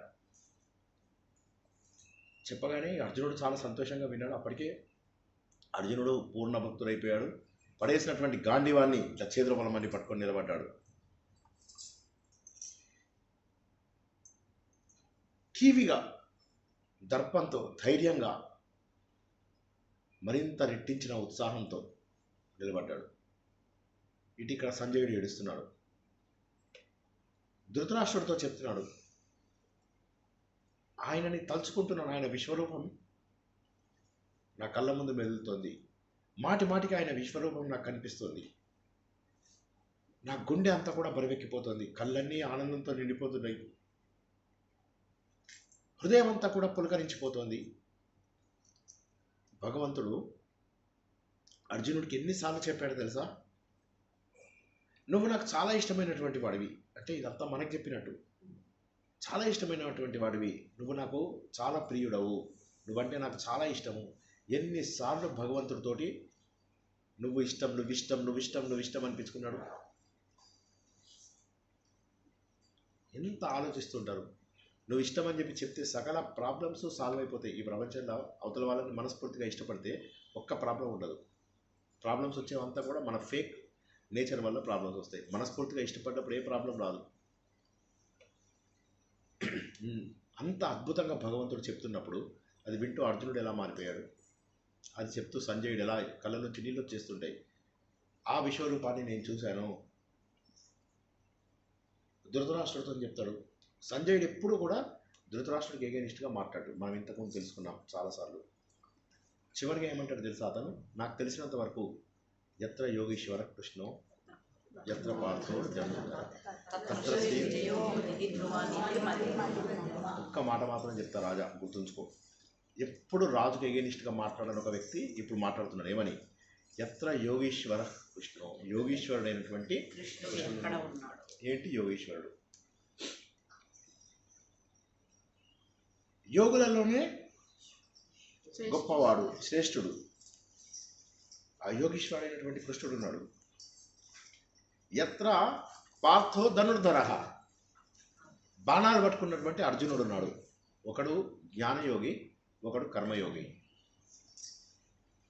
భగవంతుడు జ్ఞానయోగి, అర్జునుడు పనిచేసేవాడు కర్మయోగి. నీ శరీరంలో ఇద్దరు ఉన్నారు, కర్మయోగి ఉన్నాడు, జ్ఞానయోగి ఉన్నాడు.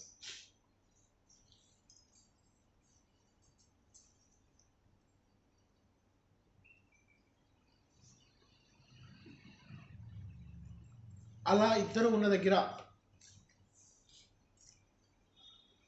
విజయం గ్యారంటీకి వచ్చి తీరుతుంది. అక్కడ విజయం రాకపోవడం అనేది అసంభవం. ఖచ్చితంగా అక్కడ విజయం వచ్చి తీరుతుంది. ఇంకా వేరే మార్గమే లేదు. నా గట్టి నమ్మకం అదే. ఎప్పుడో రాజుకు వ్యతిరేకంగా మాట్లాడిన వ్యక్తి అభిప్రాయం అడగకుండానే ఒక అభిప్రాయం ఇచ్చేశాడు.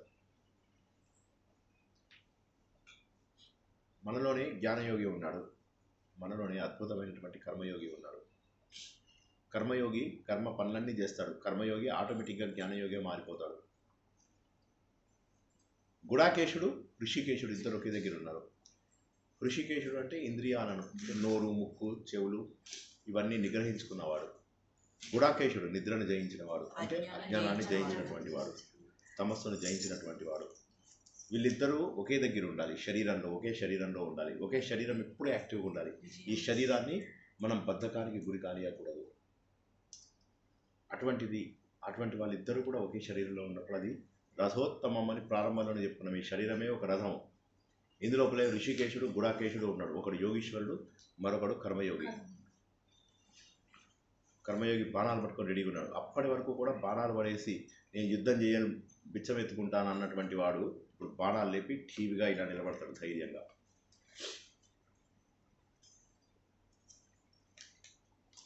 ఈ భగవద్గీత మన జీవితాలను మార్చకపోతే ఇంకా ఏది మార్చలేదని గుర్తుంచుకోండి. ఎందుకంటే ఇంతకంటే సైంటిఫిక్గా చెప్పడము ఎవరి వల్ల కాదు ప్రపంచంలో. కేవలం 700 శ్లోకాలలో, కేవలం 18 అధ్యాయాలలో ఇంత జ్ఞానము ప్రపంచంలో ఇచ్చేది ఏది లేదు. మనం మాట్లాడుతుంటే 10,000 మంది అక్కడ రిసెర్చ్ చేస్తున్నారు. ఉన్నవి 700 శ్లోకాలు. ఎంత రీసెర్చ్ చేస్తారు, ఇంకా ఎంత రీసెర్చ్ చేస్తారు, ఇంకా ఎన్ని పర్సనాలిటీ డెవలప్మెంట్ సెంటర్లు ఓపెన్ చేస్తారు, ఇంకా ఎన్ని మేనేజ్మెంట్ డెవలప్మెంట్ ప్రోగ్రామ్స్ రన్ చేస్తుంటారు. కాబట్టి మీ అందరి జీవితంలో కూడా భగవద్గీత వెలుగును నింపాలి. అజ్ఞానం పూర్తిగా నాశనం అయిపోవాలి. జ్ఞానం ఒక్కటే నిజంగా మనం సాధించవలసినటువంటిది. ఆ జ్ఞానం వచ్చిన తర్వాత మనం ఇంకో 100 మందిని జ్ఞానమూర్తులుగా తయారు చేయాలి. జ్ఞానం వచ్చిన తర్వాత 2 మార్గాలు ఉంటాయి మనకు. ఇక్కడి నుంచి ఒక చీమ ఇటు ఎక్కింది, ఇటు నుంచి ఇటు వెళ్ళిపోగలదు. ఎందుకంటే ఇటు సైడ్ అమృతం ఉంది. ఓ అమృతానంద బియ్యమైనటువంటి బిడ్డలారా, నేను ఆ పరమాత్మని చూశాను. ఆయన తేజస్సుతో వెలుగుతూ కనిపిస్తున్నాడు. ఆయన ఈ అజ్ఞానానికి అవతల అత్యంత శక్తివంతమైనటువంటి కాంతితో వెలుగుతూ కనిపిస్తూ ఉన్నాడు. ఆయనని కనుక తెలుసుకుంటే ఇక తెలియవలసినటువంటిది ఏదీ లేదు ఈ ప్రపంచం లోపల. మన అజ్ఞానం అన్నీ కూడా నాశనం అయిపోతాయి అని చెప్పారు. సో ఇక్కడ దాకా ఎక్కినటువంటి వివేకానందుడు, ఇక్కడ దాకా ఎక్కినటువంటి రామకృష్ణుడు, ఇక్కడ దాకా ఎక్కినటువంటి రమణ మహర్షి, వీళ్ళందరూ ఇటు చూస్తున్నారు. చూసి అటు వెళ్ళిపోవచ్చు. కొంతమంది ఇట్లా వెనక్కి తిరిగి ఇంకొంతమందిని వాళ్ళ మార్గంలోకి తీసుకెళ్తున్నారు. ఈ మహానుభావులందరూ వాళ్ళే. పరమహంస యోగానంద, వివేకానందుడు, రమణ మహర్షి, శంకరాచార్య, వీళ్ళందరూ. మనం జ్ఞానాన్ని సంపాదించి ఆ జ్ఞానం అనేటటువంటి ఆనందాన్ని పొందిన తర్వాత ఇంకా వేరే వాళ్ళని తయారు చేయాలి. మనకు వచ్చిన అజ్ఞానంతో ఎవరిని మనం మనుషులుగా తయారు చేయలేము. మన జ్ఞానమే మన పరిణతిని చూపిస్తుంది. జ్ఞానం వచ్చినప్పుడు మీరు ఏ పుస్తకాలు చూడక్కర్లేదు, ముందు పుస్తకం పెట్టుకుని చూడాల్సిన అవసరం లేదు. ఏ గ్రంథమైనా మనం చెప్పగలుగుతాం, ఎందుకంటే అన్నిటిలో ఉన్నది ఒకటే. నేను చెప్తుంటే కదా ప్రవచనం, టీవీ మనీ మేడం అంటది, సార్ చెప్పేది ఆవు కథ, ఏమున్నాయంటే ఆవుకు 4 కాళ్ళు ఉన్నాయి, ఇవి ఉన్నాయి, అవునాయి అని చెప్పేది. గోల్కొండ గురించి రాయి అనగానే గోల్కొండ హైదరాబాద్లో ఉన్నది, గోల్కొండ గురించి చూపిస్తే దూరంగా ఒక ఆవు కనిపిస్తుంది, ఆవుకు 4 కాళ్ళు ఉంటాయి. మన గ్రంథాలన్నీ అవే చెప్తున్నాయి. పైన ఉన్న టైటిల్ మారుతుంది, లోపల ఉన్నదంతా ఒకటే సారం. ఆ సారాన్ని అందరూ కూడా గుర్తించాలని ఆశిస్తున్నాను. ఆత్మసుఖము వీడి నీ ఆట కొరకు పాత్ర పోషణ చేసేది సూత్రధారి, విశ్రమించదని పాదమాశ్రయించి పరమ కరుణాంతరంగా శ్రీ పాండురంగ.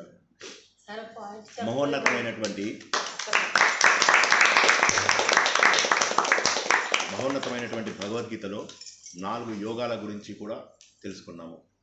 జీవితంలో ఖచ్చితంగా మార్పు రావాలని తెలుసుకున్నాము. ప్రశాంత వాతావరణం లోపల ఏ రకమైన హడావిడి లేకుండా, ఏ రకమైనటువంటి ఇబ్బందులు లేకుండా అందరూ కూడా ప్రశాంతంగా విన్నారు. ఇవి ఎప్పటికంటే కూడా ఇప్పుడు ఖచ్చితంగా ఎక్కువ అర్థమయ్యి ఉంటుందని నాకు నమ్మకం. సంజయుడు ఎట్లయితే నమ్మకం ఉందో ఇది నా నమ్మకం అని నా అందరి నమ్మకం కూడా. మీకు మామూలుగా క్లాసుల్లో వినేదానికంటే ఎక్కువ ఇక్కడ అర్థమయ్యి ఉండాలి. ఎక్కువ విషయాలను మీరు అవగతం చేసుకోవడమే కాకుండా ఆచరించడానికి కూడా సులభంగా అనిపించి ఉండాలి. దానికి తోడు కొత్త టూల్స్ అండ్ టెక్నిక్స్ కూడా నేర్చుకున్నాం. మనం ఉపకరణాలు కూడా దొరికాయి. వీటి ద్వారా మనను మనం ఉద్ధరించుకోవాలి. ఉద్ధరేదాత్మనాత్మనం. ఎవరిని వారే ఉద్ధరించుకోవాలి. ఎవడో వచ్చి నన్ను కాపాడతారనుకుంటే మూర్ఖత్వం అది. గురువు ద్వారా సహాయం తీసుకుంటాం. గురువుకి పరిప్రశ్న సేవ చేసి, సేవ అంటే ఇప్పుడు మన కాళ్ళ మీద పడాలి చేయకండి అసహ్యంగా. సో అవి కాదు, ప్రశ్నలు వేసి దానికి మళ్ళీ ఉల్టా ప్రశ్నలు వేసి ఇవన్నీ చేసి ఆయన దగ్గర నుంచి జ్ఞానం తెలుసుకొని అప్పుడు మనం ముందుకెళ్ళాలి. కానీ ఆయన కూడా గుర్తించాలి ఎవరికి ఇష్టం ఉంది, ఎవరికి ఇష్టం లేదు. ఇష్టం లేని వాళ్ళని ఉంచకూడదు. ఇష్టం లేని వాళ్ళు కూడా ఉంటారు, అది అవసరం లేదు. నన్ను ఇష్టపడని వాళ్ళకి, దేవుడిని ఇష్టపడని వాళ్ళకి చెప్పాల్సిన అవసరం లేదు. దాని మీనింగ్ ఏంది? కోపమా దేవుడికి వాళ్ళంటే? కాదు, శ్రద్ధ లేదు అంతే. అటువంటి విషయాన్ని మనం ఇక్కడ తెలుసుకున్నాం. మహోన్నతమైనటువంటి ఈ గోదావరి ప్రాంతం లోపల అనేక దేవాలయాలను చూసుకున్నాం, మనస్సును పవిత్రం చేసుకున్నాం, శరీరాన్ని పవిత్రం చేసుకున్నాం. చాతుర్మాస్యం స్టార్ట్ అయింది, తొలి ఏకాదశి. అది అయిన తర్వాత రోజు నుంచే మనం ప్రవచనాలు ప్రారంభం చేసుకున్నాం. ఈ 5 రోజుల మహాయజ్ఞం, ఈ మహాయజ్ఞం లోపల అందరూ కూడా పాత్రులయ్యారు. మహామంత్రాన్ని అందరూ స్వీకరించారు. షట్చక్రాల క్లీనింగ్ నేర్చుకున్నారు, పంచభూత ధ్యానాన్ని నేర్చుకున్నారు, రామకోటిని సరిగా ఎలా రాయాలి, దానికి అభ్యాసం ఎలా చేయాలి అనేటటువంటి విషయాన్ని నేర్చుకున్నారు. మనసులని, ఇంద్రియాలని నిగ్రహించుకోవడం ఎలాగో తెలుసుకున్నారు. అన్నీ తెలుసుకున్నారు. నవ్వుతూ ఉండడం ఎలాగో అర్థమైంది.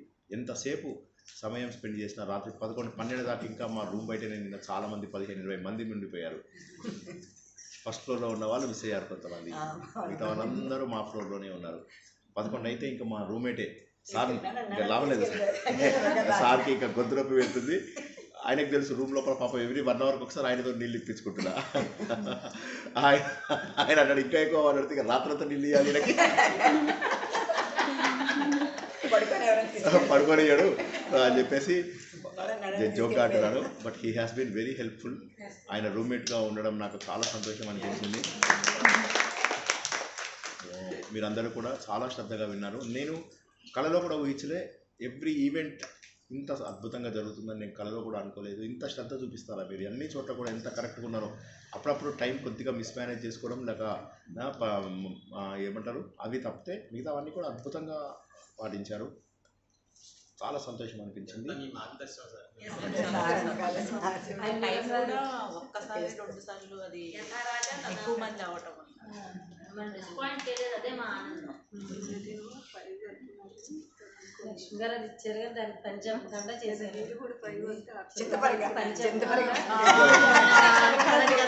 అసలు విషయం మర్చిపోయాం.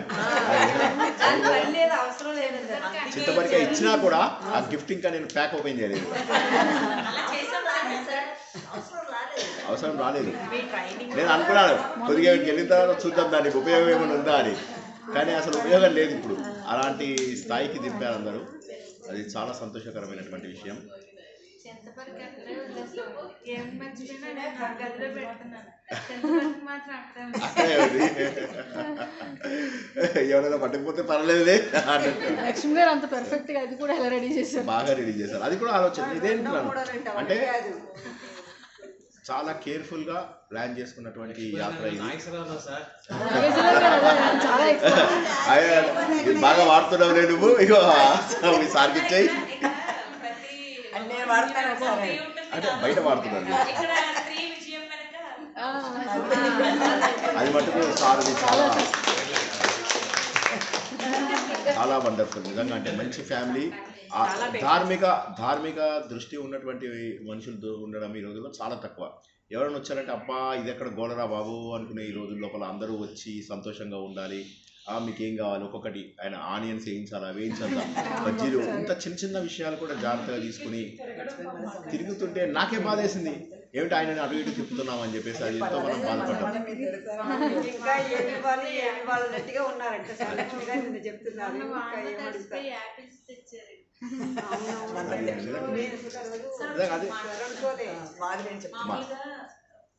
తల్లి బిడ్డ చేతి పట్టుకుని నడిపిస్తుంది సార్. అలా మేమందరూ థియరిటికల్ గా కాకుండా మీరు ఆధ్యాత్మిక మార్గంలో కూడా మమ్మల్ని అందరినీ పిల్లల్లాగా ఒక్కొక్కరిని చెయ్యి పట్టి ఒక్కో పెట్టి ఎక్కిస్తున్నందుకు అజ్ఞానకి విరాంగస్య జ్ఞానాగ్రహలాగయ చక్షురున్మీలితం మీద తస్మై శ్రీ గురవే మా అందరి తరఫున మీకు పాదాభివందనం చేస్తే తప్పలేదు.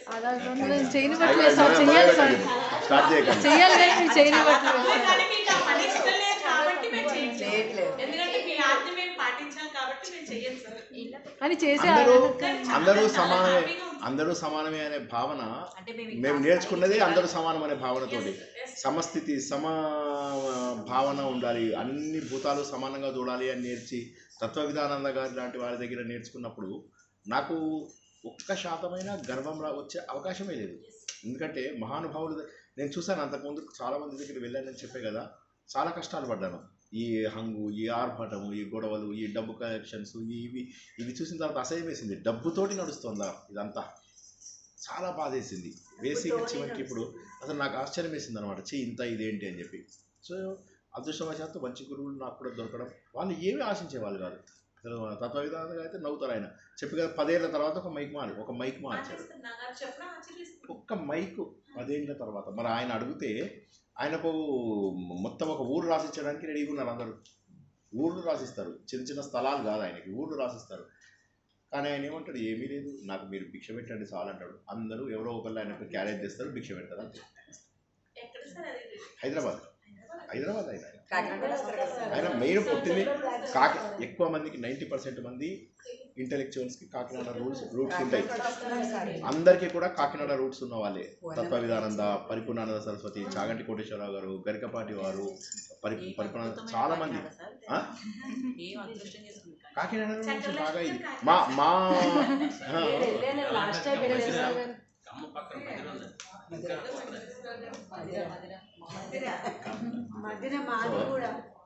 సో అట్లాగా మా గ్రాండ్ పేరెంట్స్ కూడా మళ్ళీ కాకినాడనే, అమ్మ సైడ్ కాకినాడనే, నాన్న సైడ్ కూడా కాకినాడనే.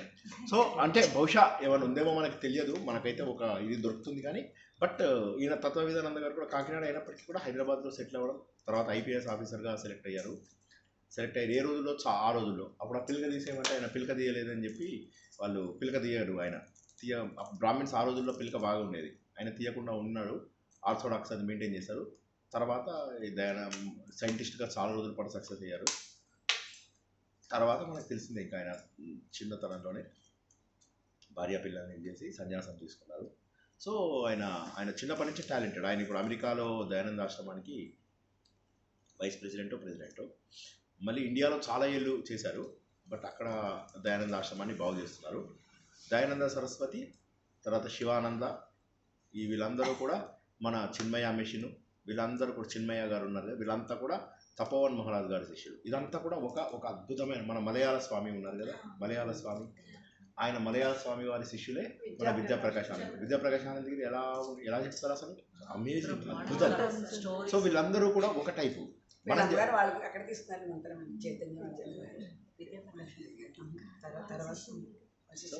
ఇది ఎంత అత్యద్భుతమైనటువంటి ఇది సాంప్రదాయం మనది. అద్వైత సాంప్రదాయంలో మహోన్నత స్థాయికి తీసుకెళ్లారు. అండ్ భగవద్గీత పూర్తి స్థాయి అద్వైత అమృత వర్షిణి మనం విన్నాం కదా, అద్వైతామృత వర్షిణి అంతా. సో కాబట్టి అటువంటి మహోన్నతమైనటువంటి అద్వైత శాస్త్రాన్ని అందరం కూడా నేర్చుకున్నాం. చాలా సంతోషంగా ఉంది. కార్యక్రమం ముగిసినందుకు నిజంగా ఒకసారి బాధ కూడా అనిపిస్తుంది. అంటే ఏంటంటే ఇవాళే వచ్చామనిపిస్తుంది. 31, 2 ఇంకో 2-3 గంటల లోపల మనం బయలుదేరి వెళ్ళిపోతాం. సో అది మీరు హైదరాబాదే కదా,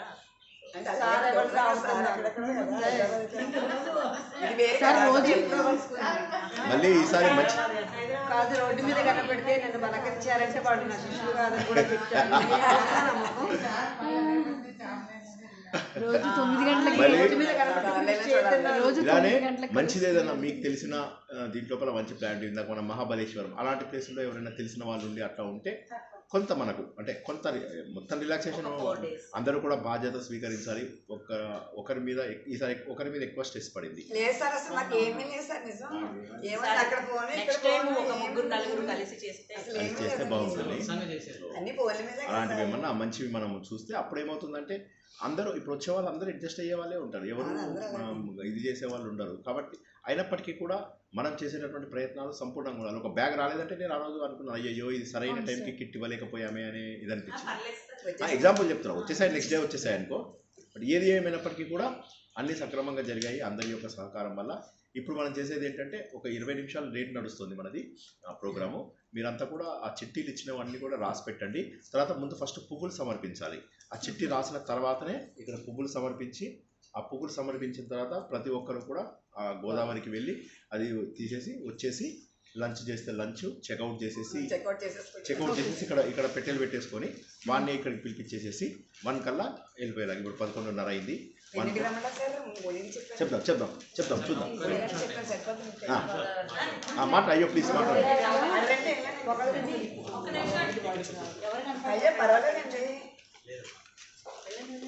నేను రిటైర్ అయ్యాక అంటే అందరూ కూడా భగవంతుని యొక్క అందరూ ఆయన పూజలు కానీ రిటైర్ అయ్యాక ఒక ఇన్సిడెంట్ తర్వాత ఆయనతో కనెక్ట్ అయ్యాను. ఆ కనెక్షన్ కూడా ఎలా జరిగిందంటే అంతకుముందు ప్రవచనాలు వినేవాళ్ళు చాలామంది, జాగట్ కానీ ప్రభాకర్ కానీ నరసింహ గారు అందరి ప్రవచనాలు వినేవాడిని. ఆ ప్రవచనాల్లో కొన్ని మూఢ నమ్మకాలు కొంచెం కనపడుతుండేవి నాకు.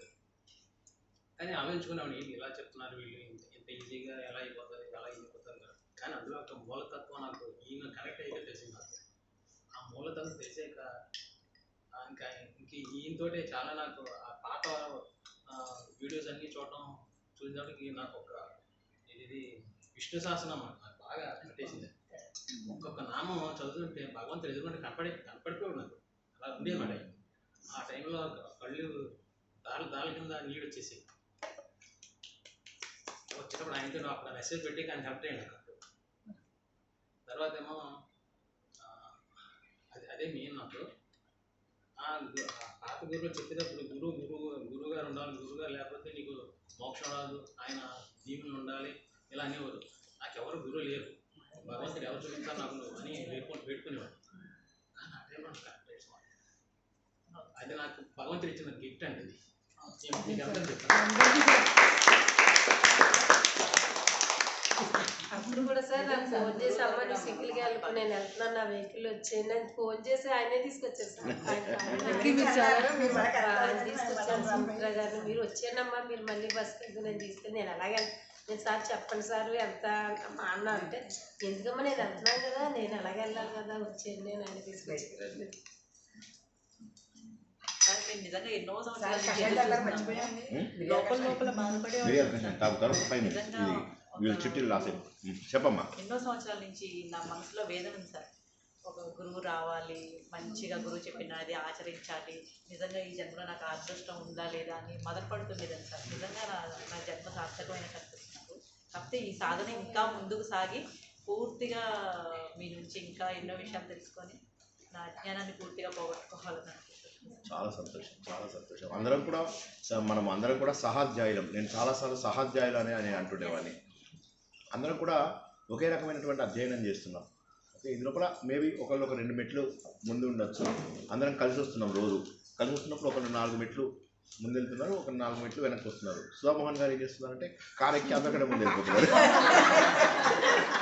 సార్ దీనికి ఒక ఎగ్జాంపుల్ చెప్పారు కదా, సత్సంగము అంటే 5 నిమిషాలు. అంటే ఒక అతను ఏదైనా వదులుకోవాలంటే తపస్సు 5 సంవత్సరాలు నేను వదులుకుంటానంటే సత్సంగం దానికి బదులుగా సత్సంగం 5 నిమిషాలు. అంటే సత్సంగం 5 నిమిషాలు దీంతో సమానం. తపస్సు 5 సంవత్సరాలు అంటే ఎంత దీని వాల్యూ ఎంత నిజంగా అసలు అది ఇప్పుడు అర్థమవుతుంది క్లియర్గా. ఎస్, వాళ్ళిద్దరూ వాదన చేసుకుంటూ ఉంటారు. వాదన చేసుకునే వాళ్ళు ఇద్దరు కూడా మంచి వాళ్ళు, ఇద్దరు కూడా తపస్సు సంపన్నులు. మొదట ఆయన ఏమంటాడంటే నా వాదన కనుక తప్పైతే నేను 15 ఏళ్ళు తపస్సు చేసుకున్నదంతా వదిలేస్తా అంటాడు. రెండో ఆయన కూడా సమానమైన పందెం పెట్టాలి కదా. ఆయన అంటే నా మాట కనుక తప్పైతే నేను మంచోళ్ళతో స్పెండ్ చేసిన ఒక 5 మినిట్స్ ఫలితాన్ని వదిలేస్తానంటాడు. సో కాబట్టి ఈ 2 సమానం. సో మీ అందరితో ఆ సత్సంగం నాకు అలాంటిది. అందరికీ కూడా మేము 5-6 సంవత్సరాలు బట్టి ఎదురు చూస్తుంటే మాకు ఇప్పుడు కనిపించారు వీళ్ళందరూ. కొంతమంది కొత్తగా భాగవతంలో చెప్పారు. యాక్చువల్గా ఒక్కొక్కరికి ఎవరు పరమాత్మ ఎప్పుడు ఎవరికి ఎలా ఇస్తాడనేది ఒక్కొక్కరికి ఒకటి, అక్రూరుడికి ఒక నిదర్శనం, అలాగా అందరికీ కూడా వేరు వేరు కదా. వాళ్ళ దీన్ని బట్టి వాళ్ళ మాకు అలా అసలు ఇంక చెప్పలేదు సార్, మాటల్లో అయితే లేదు. మీతో జర్నీ ఎలా చెప్పాలి అసలు ఎవరో తెలియకుండా పెట్టారు సార్. నాకు అయితే లింక్ ఎప్పుడో 5-6 సంవత్సరాల క్రితం. అందరిలాగే నేను కూడా దత్తపీఠంలో గోల్డ్ మెడల్ తెచ్చుకుని, గోల్డ్ మెడల్ అబద్ధం చెప్పకూడదు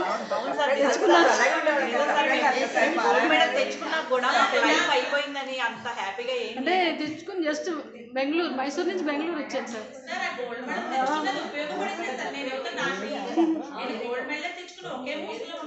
నేను చదవడానికి కూడా కారణం ఏంటి, నేను అలా చదివినందువల్ల దీంట్లో ఏమో తెలుసుకోవాలని తప్పక మొదలైంది. అంటే కానీ విచిత్రం ఏంటంటే ఆ మైసూర్ నుంచి బెంగళూరు వచ్చాను సార్. జస్ట్ మెడల్ తీసుకొని చుట్టాలింటికి వస్తే సడన్ గా లింక్ ఎవరో పెట్టారు సార్. ఫస్ట్ డే ఆవిడ మాట్లాడిన తర్వాత మాట్లాడితే అదే ఫస్ట్ డే అండి. నేను attend first day of your ప్రవచనం. నాకు అది చాలా, కాకపోతే అప్పుడు అసలు నేను ఫస్ట్ చూసినప్పుడు లింక్ చూసి అంటే తెలియదు కదా, ఫస్ట్ టైం అంతా తెలియలేదు. అలాగా స్లోగా కనెక్ట్ అయ్యాను. కానీ ఎలా చెప్పాలో తెలియదు అసలు. నిజంగా చాలా ఒక్కరోజు కూడా వినకపోయినా, మీరు అంటారు కదా ఒక్కరోజు కూడా వినకపోయినా జారి పడిపోతారని చెప్పి, అది మాత్రం కరెక్ట్. చాలా అసలు మ్యాక్సిమం అటెండ్ అయ్యాను. నేనైతే వేరే దానికి దేనికి కూడా డైవర్ట్ అవ్వలేదు సార్. కాకపోతే మధ్యలో ఒక్కొక్కసారి ఒక 2 రోజులు, ఒక 3 రోజులు ఎప్పుడైనా మానేయడం అయితే జరిగేది. ఎలా చెప్పాలో తెలియదు సార్. అన్నీ అసలు ఎన్ని చెప్పారు సార్. భాగవతము, మహాభారతము, ఉత్తర గీత, కపిల గీత, శృతి గీతలు, లలితా సహస్రము, విష్ణు సహస్రనామము, అసలు ఎక్కడ అసలు బ్రేక్ లేదు, ఎక్కడ బ్రేక్ లేదు సార్. Wonderful sir. అసలు ఈ 1400 వీడియోలు అంటే ఏదైనా ఆశించి చేస్తారండి వీడియోలు అంట. యూట్యూబ్ లో లైక్స్ రావాలి, మాకు అమౌంట్ రావాలని సార్. ఆ విషయంలో సార్ ఇంకోటి సార్ ఆచరించి రూపాయి కూడా నాకు వద్దు, చూసి మీరు జ్ఞానం తెచ్చుకోమని మీరు ఇక్కడ ఇంపార్టెంట్ పాయింట్. ఈ రోజు వరకు నా వెబ్సైట్ ఒక్కళ్ళని కూడా లైక్, షేర్, సబ్స్క్రైబ్ అవ్వలేదు. నేనేమన్నానంటే శ్రీకృష్ణుడు ఏమన్నాడు, ఎవరికి వెళ్ళాలో వాళ్ళకి వెళ్తుంది అంతే. ఎవరికి వెళ్ళాలో వాళ్ళకి వెళ్ళని, అంతేగాని నువ్వు వెళ్ళి ప్రత్యేక ఇష్టం లేనివాడికి మనం సబ్స్క్రైబ్ చేయించి లాభం ఏంటి? వాడు చూసి దాన్ని ఎంజాయ్ చేయాలి. అది శ్రీకృష్ణుడు. ఇప్పుడు శ్రీకృష్ణుడు ఉద్దేశానికి వ్యతిరేకంగా నేను వెళ్తే ఎట్లా ఉంటుంది? శంకరాచార్య విగ్రహారాధనకు ఆపోజిట్.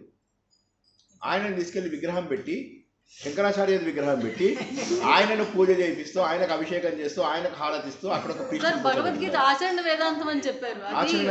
ఆచరణ వేద అక్కడ మాకు అసలు ఏంటి అని థాట్ ప్రాసెస్ ఎలా చెప్పాలో తెలియదండి. థాట్ ప్రాసెస్ అయితే ఇక్కడ జరిగేది ఏంటంటే ఓన్లీ ఆలోచన. జ్ఞానంలో కర్మలో ధర్మము, భక్తిలో భావన, జ్ఞానంలో ఆలోచన. ఇంక ఇది చాలు సరే, 3 వర్డ్స్ చాలు. ఎందుకంటే డైలీ ఆలోచిస్తాం కదా.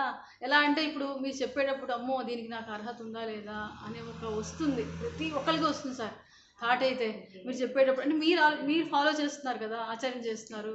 సో అయితే దీనికి లేదు, నాకు అర్హత లేదు ఏంటి దీన్ని మళ్ళీ రివైజ్ మళ్ళీ అంటే ఏది మొత్తం క్లీన్గా ఉంది 100% క్లీన్ అయితే ఎవ్వరు చెప్పలేం క్లీన్గా ఉన్నామని. కానీ but the process is going almost చాలా పర్సెంటేజ్ అయితే వీఆర్ గుడ్ సార్. ఇంకా మీకు పాదాభివందనం చెయ్యొద్దని అంటున్నారు కానీ మీకు చాలా పూర్తిగా చిన్నది సార్, అది కూడా చేయలేకపోతున్నాం. అది చిన్నది కాదు. కాల్ వెనక లాగి లేదు, నేను మొన్నటి వరకు వీళ్ళందరికీ ఒక మాట చెప్పేవాడిని. నేను రోడ్డు మీద కనిపిస్తే చూసి చూడనట్టుగా వెళ్ళిపోయిన వాడే నా నిజమైన స్టూడెంట్ అనేవాడిని.